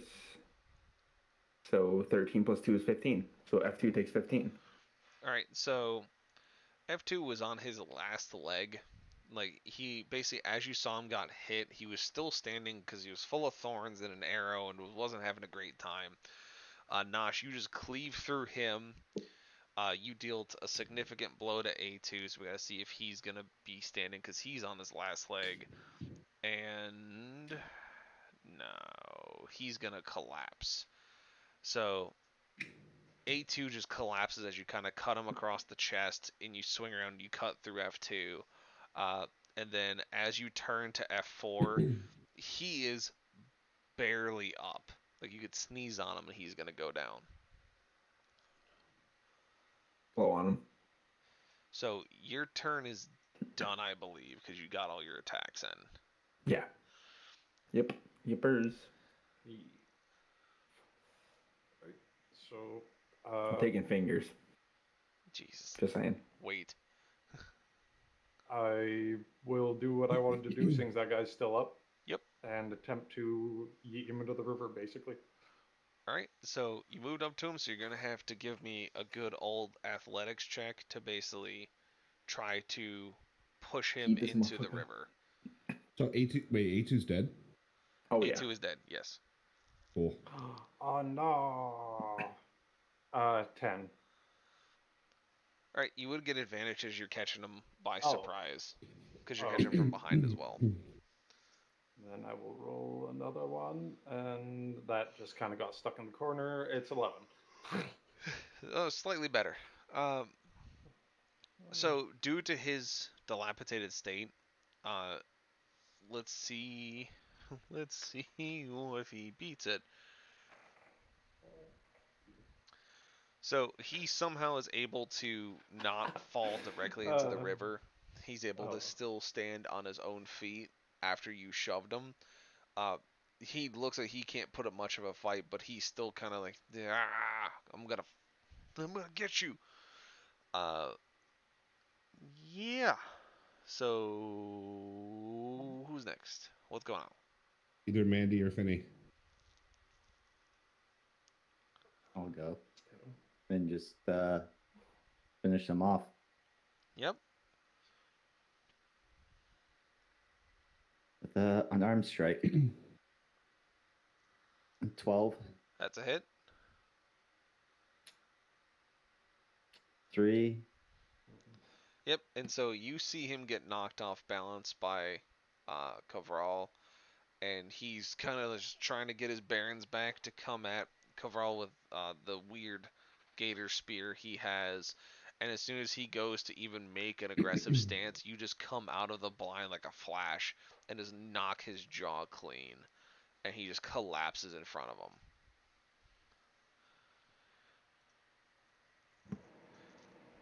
I nod at Finrod, thankfully. Well, looks like we cleared this group out. So all three of them are dead? Cool. Yep, all three of them are down. And the other group does not know you're here. I'm gonna collect fingers while we wait. Yeah, you and the fingers. Can two of I them. search the 3 bodies? Yeah. Or anything? You find gator teeth. I can't remember if they have an actual name. Let me double check real quick. Your face is a there's- name. Thanks. Hey, yo, don't be a dick to the DM. What the hell are you talking about? The DM likes it. He likes it rough. I wouldn't say that, but I tolerate it. There's a difference. Who wants a kiss? So you see that the two fighters had spears on them that it looks like they were using to like pick at gators with, and the archer had a crossbow. Shoot you, Ooh, crossbow. take the crossbow? You can take a crossbow. Alright, Finny, can we put it in your bag of holding? It Unless is Mandie wants it? a light crossbow. Is Put it in it your better than my short bow? It's not a magical short bow. I think your short bow does what, 1d6 or 1d8? 1d6. Yeah, it does 1d8 piercing, but you have to load it. That's the difference. You Takes can't just forever to fire load. it. You have to take a turn or an action to load it. Okay, well, I mean, I can Ooh. get 8 because it's 1d6 plus 2. So it's not even better at that point. Yeah. Oh, would this one just be 1d8 or 1d8 plus 2 for you? It'd be a 1d8 plus her proficiency, if she's proficient with it. So it would be a higher max, but you're also looking at losing a turn of using it. Like, it's the whole thing with anything that has a loading properties, you have to take, if I remember correctly, 1 piece of ammunition for when you use an action, bonus action, reaction to fire it, regardless of the number of action you normally take. And so you have to reload it.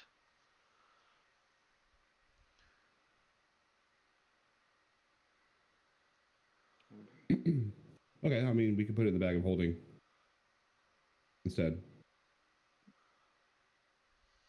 Add 1 light crossbow.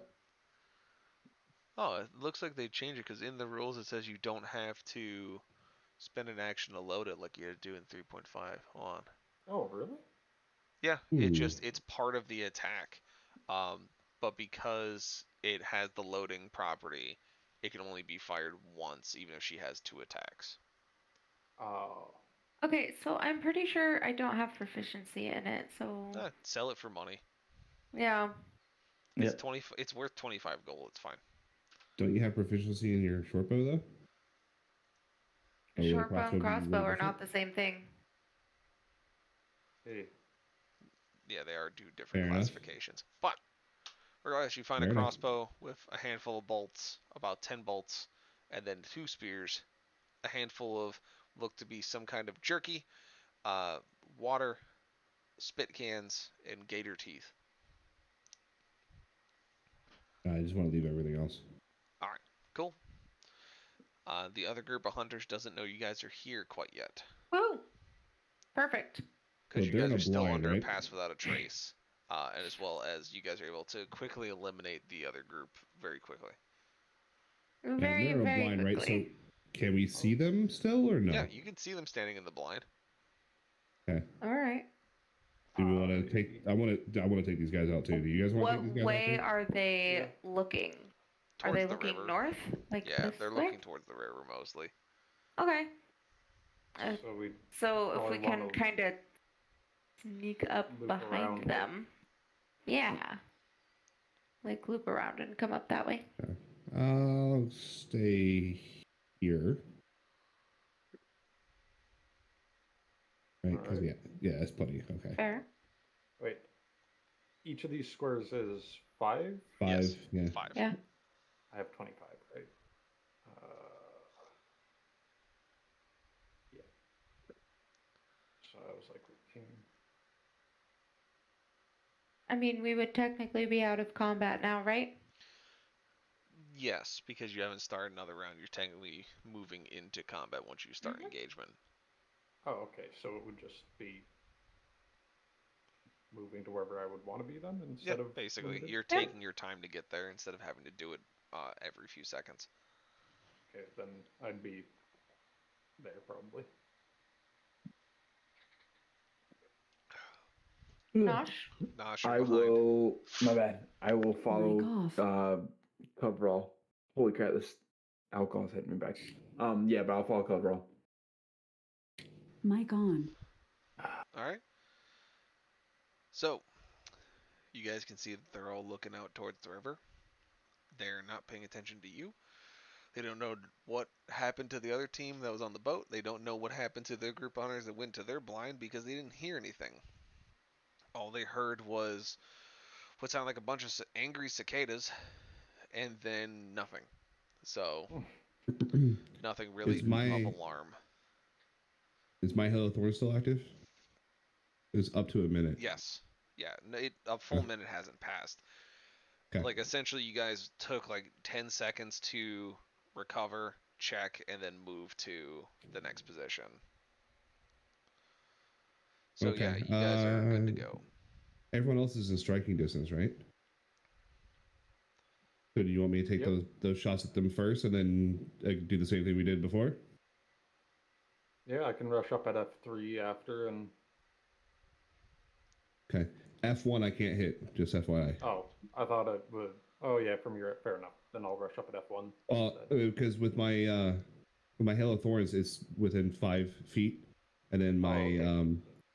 see the Horde one, Horde Breaker, is within 5 feet as well. So I can hit A1 and F3 twice. But not F1. Okay. But I can't hit F1. Yeah. Then I'll go after F1. Okay. So draw my bow back. I want to aim for A1 first. All right. Is still with advantage? Yep. Because you are surprising them. You guys are still technically in stealth because no one has found you yet. Perfect. That's a hit. All right. So I'll roll the 1d8 plus 2, 10 Jeez. on A1. Do I even? I mean, I still need to roll the You D10, still I guess. just roll out all your damage. We'll see what happens. 8. All right. So A1's So basically Kaputski's. Yeah, 18 and then 8 for F3 right now, right? Yep. So you're at, Okay. at 8 for F3. Yes. Perfect. Hornbreaker on F3. So fire with advantage.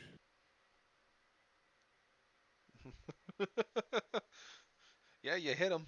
You do it. All right. Do the piercing. Damage is only 4. Getting off light this time. And then the 1d10. 5, so an additional 9 on F3. Yep, so he is barely up. Let's see if he stays standing. He does not. Okay, what was And that? How much was that? Also, your Hail of Thorns would hit this guy over here because he is within 10 feet of I thought it was where you 5 centered feet. it. Is it 5? I think it's Within 5 5 foot. feet. I'm going to double check just to make sure that I'm not messing up my own rules for the spells. Yeah, I'm just reading it right now. In addition to the normal effect of the attack, the target of 5 feet the of it must attack make of a each dex creature saving within throw. 5 feet. Yeah. Alright, so let's see if he makes the saving throw. He doesn't, so he'll take the damage, and then he will not be having a good time. So, F1 doesn't get hit. F3 is definitely damaged and somewhat still standing by like a last leg, but he is Yep. full of the bad things that you don't want to be 17 full damage. of. Yeah. He is. You're literally 1 point off from killing him outright. Oh, fuck! Yep. 1 point. So close. Well, Mandie, you want to shoot him with your short bow, maybe? You just kill him? Just give him Give him a little touch. I mean, it depends on if I can actually hit the fucking guy. I mean, you do have advantage still. You're acting within True. just a few seconds of Rage unleashing his 2 arrows, so you should be able to Alright. get your shot in. Might as well. Come on, Mandie, I believe in you. 17. That's a hit. Oh, I mean, he's fucked. Perfect. Fucked. If he was just 1 damage off, Wow, it was 7. dead. Yeah. Yeah. So, Mandie, you just fire this arrow as this guy's standing there, just kind of covered in thorns, just kind of like, and just the arrow pierces the back of the skull, and he just drops like a sack of potatoes, giving Coverall and Nosh the opening to charge F1.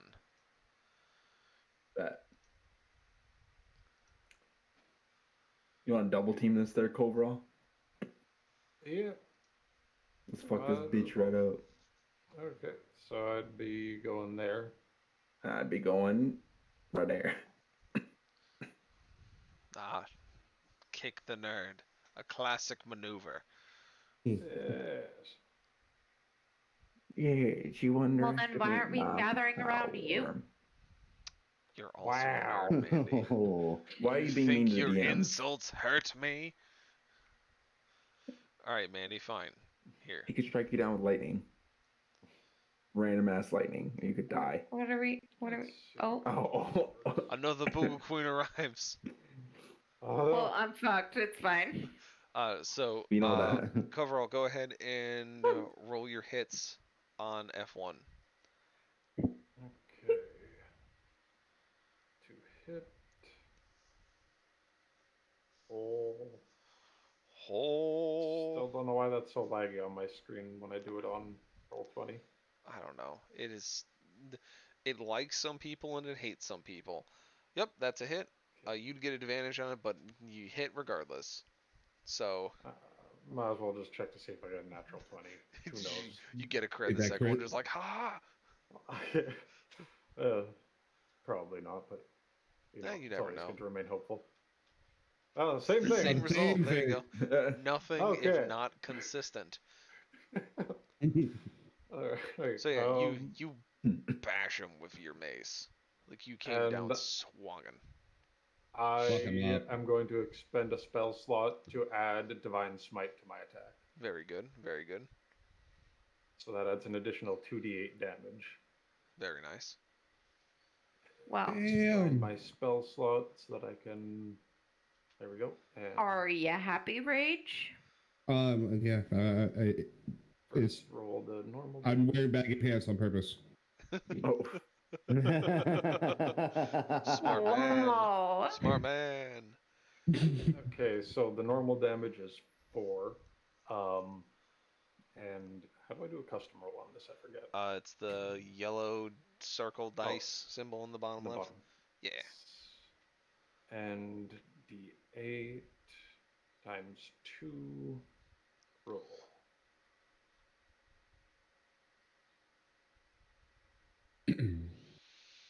The anticipation is killing me. Nice. So do a total of 11 damage to this dude who didn't even know you were there. You just, all of a sudden, there's a dwarf with a mace and just like, hello! And just Oh. whacks him in the fucking back, knocking him into Nosh. Nosh, you get your attack Oh, boy. with advantage as he is Advantage? just getting the shit knocked out of him by Coverall.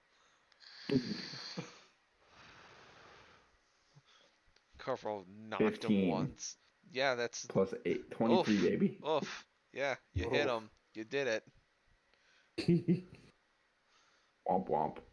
Wait, isn't... Big Oh, it's not a wampus. crit 'cause I didn't roll a 20. No. So 10 plus 2 is 12. So, basically, Coverall, you come up and you're looking at Nosh as you guys are ready to play Kick the Nerd. You bash him with the mace, you knock him back, and he's like, oh, what? And he falls backwards on Nosh's sword, like he's crouching behind him like a fucking teenager. Just like, and he just falls back onto it, and he's like, ha-ha! Skewers as he falls on him. Just skewers him as he falls backwards from getting hit in the face with a mace. 1,000 years of death. 1,000 years of death. Be gone. Whoop. Be And gone. yeah, so Thought. you killed the gator poachers. You sabotaged their boat, and then you killed them swiftly without anyone knowing you were there. Yeah, I want to search these. I was going to people say I as want to well. search them as well. Okay, if you want to, go for it. You were there. You were closer. You find another crossbow, another light crossbow with another 10 bolts, 2 spears, and a bunch of miscellaneous things, like a couple of silver, or you find basically like 2 gold pieces, a bunch of gator teeth. They have like what look to be very thick leather boots on that you can imagine is probably made of gator. And then, of course, jerky and cans for spitting in their satchels.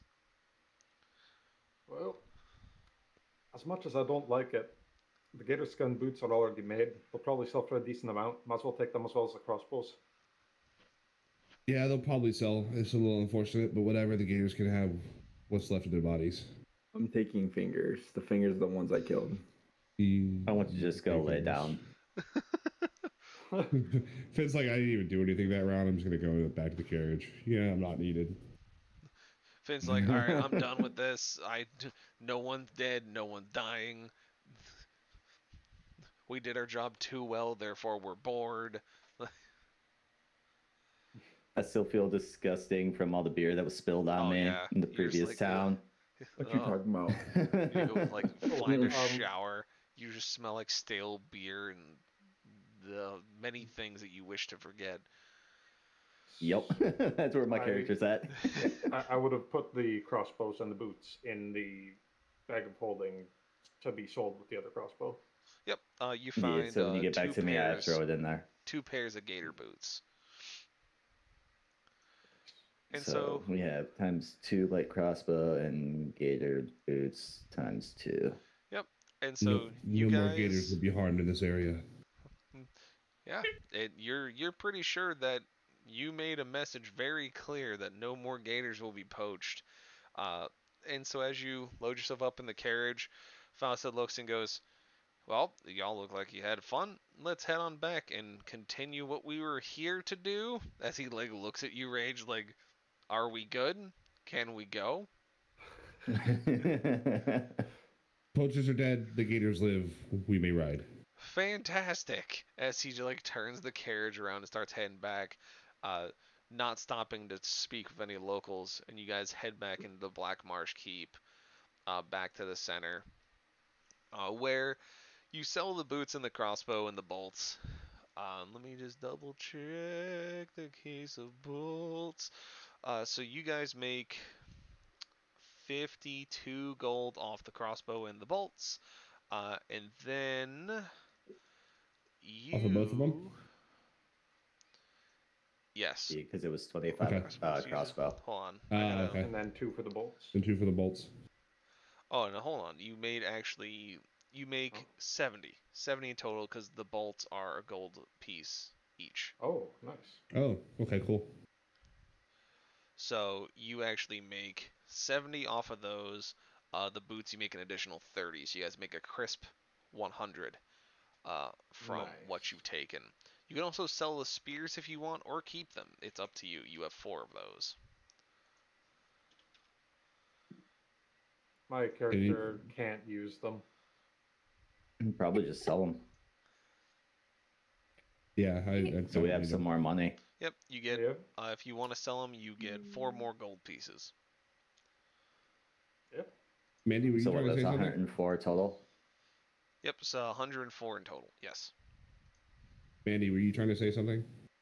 I was not. No, Oh. you guys are doing all the selling and all of that, and I was talking to chat. Okay.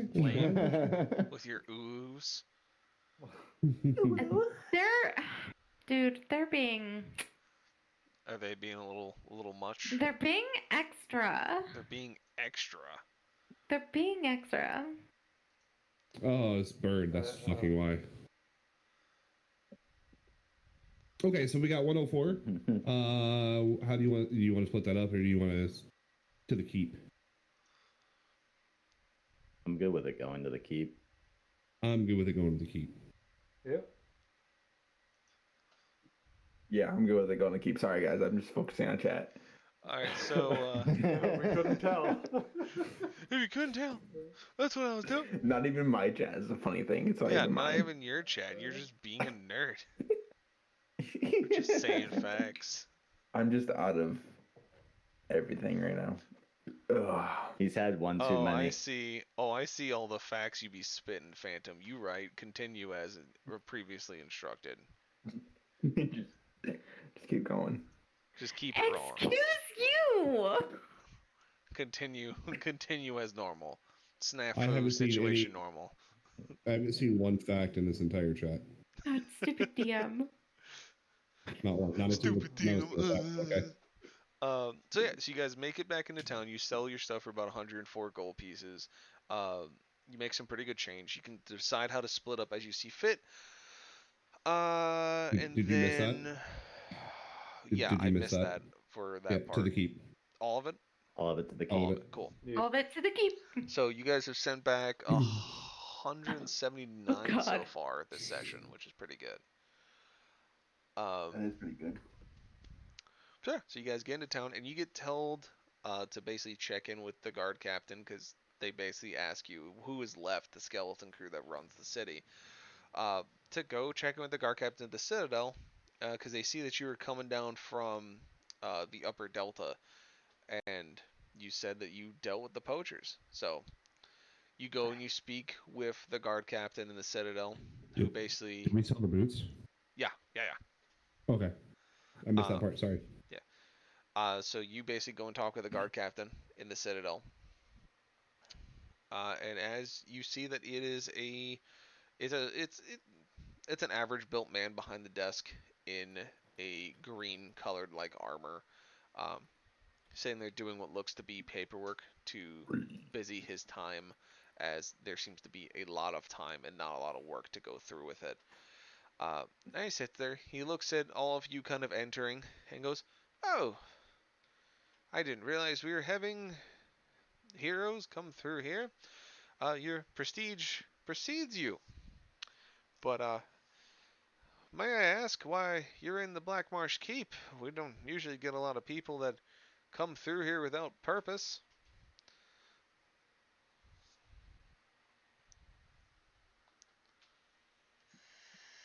Nobody, really? I was just We gonna say were looking looking for the. I forgot what the for quiver was a called. quiver The Hunter's Hunter's Quiver. of The renown. hunter's quiver. Okay, that's what it was called. But also, you guys did just go kill a bunch of gator poachers, so I would imagine that'd be your opening line. For fun. He goes, I "Ah, figured Rage would want to talk about killing the poachers. Oh no, I killed him. My high is already like about 10, so I'm good. You guys can have this one. He goes, Well, oh, I just want to drink you, your, poo. gator poacher problem, and we're also looking for the hunter's quiver. he goes, oh, well, it's mighty kind of you to help take care of the gator poachers. They've been causing mighty a ruckus down by the farms and the sea farms we have there, kind of keeping most of the food coming through here, especially helping to keep what military we have fed. At least now there'll be more food and such to go around. We'll actually be able to put our own guys out on those professions to hunt them ethically and resourcefully to make sure that we don't mess with the populations. As you can tell, since we live in the marsh, if we mess with the marsh messes with us. So we like to keep things balanced. I appreciate that. He goes, here's a little something for you. And he gives you a little pouch with 50 gold in it.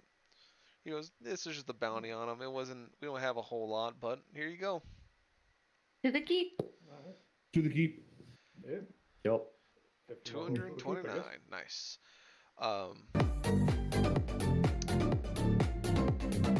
Thanks, Berd. Right in the middle of my monologue, playing Crab Rave, you son of a bitch. Sorry, I saw it. I Just had to. completely blew had to. my train of thought out the window, you dick. We'd be good at that tonight. But crab rave. But yeah, so he Well. gives you a pouch of 50 gold. You guys sent 229 back to the keep so far. It's really nice. And he goes, "Oh, and you're looking for the hunter's quiver? Nah, that's an old folklore legend around here. We could probably help you find where it possibly is. Unfortunately, the location's been lost." Emotional damage. Thank you, Aiden. Oh. Thank you for the emotional damage. Any help you could provide would be Emotional damage. Love Aiden. So, I don't know how to hear it that there's time. Dark. Yeah. Figuring Yeah, out that there it the is, sound good. alerts work. Yeah, Here it goes. The fun times. I should have just turned Yeah. those motherfuckers off.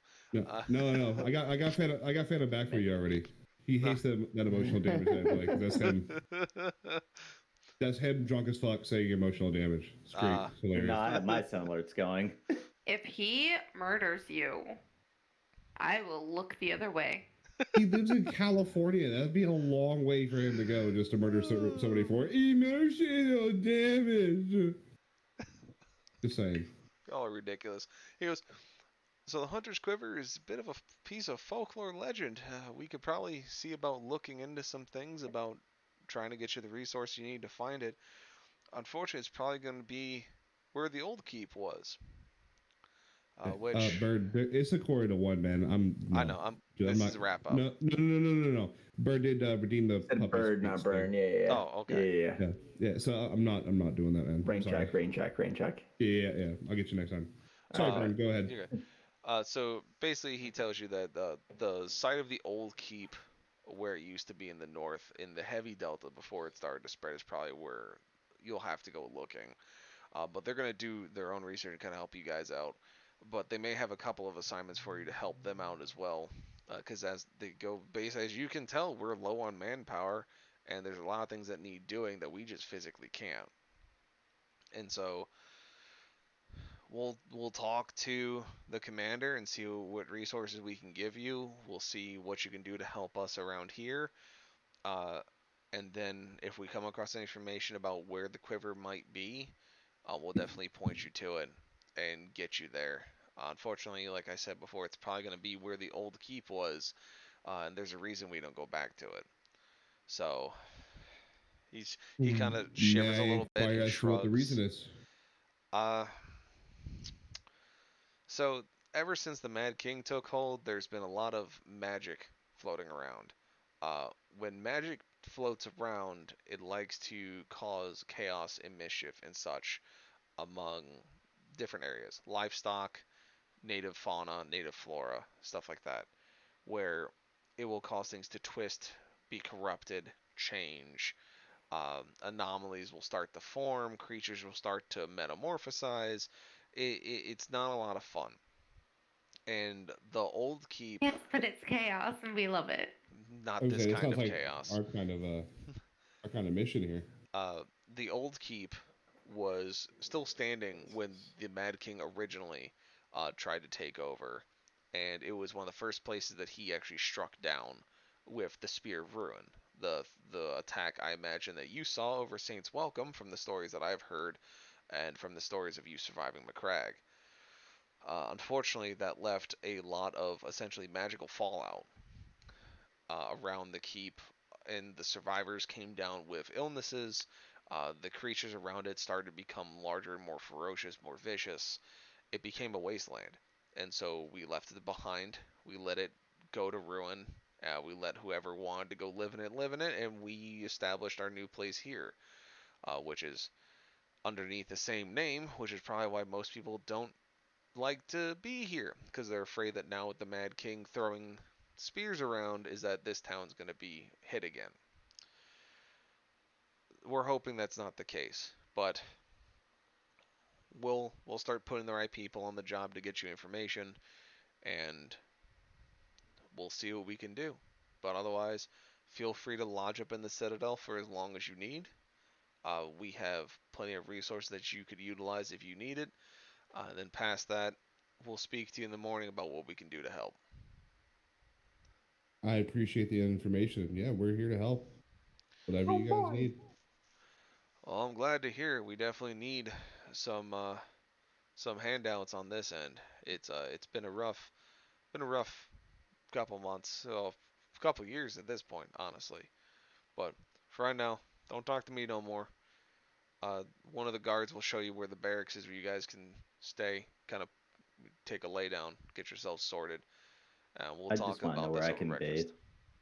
bathe. There are showers in there, and you smell like you need one. So, by all means. Go and bathe in the blood of my enemies. You are disgusting, and I hate you.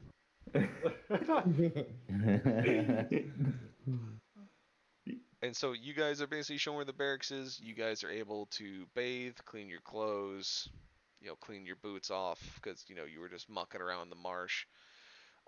And Fausta comes in and joins you guys when you park the carriage. And you basically guys just get yourselves all sorted up. Just you bunk up where you need, you bunk up where you want, and you take a long rest, and that's where we end the session. I make sure that my Boogle sleeps with Nosh. Yes. I'm gonna spoon the Boogles. Joke's on you. I'm gonna spoon them. You have weasel fear. You said that yourself. You're terrified of the weasels. Yep. Which is why they're He's sleeping slowly on growing top over of it. you. What was the word? Hold on. Fear of weasels. Hold on. Oh my goodness. Oh, I forgot you looked that up. Well, anyway, that before not we start cheese? looking up phobias, you guys are going to be crashing out at the Black Marsh Keep until the next session. This session was a weird one, but I hope all those that were watching enjoyed it, because God, was it painful. Anyway, I'm going to go ahead and flick us to our end screen here. It wasn't. Tune in next Saturday Wow. for another fun Geliophobia. romp through the Siege of Etheria. We'll see you guys around.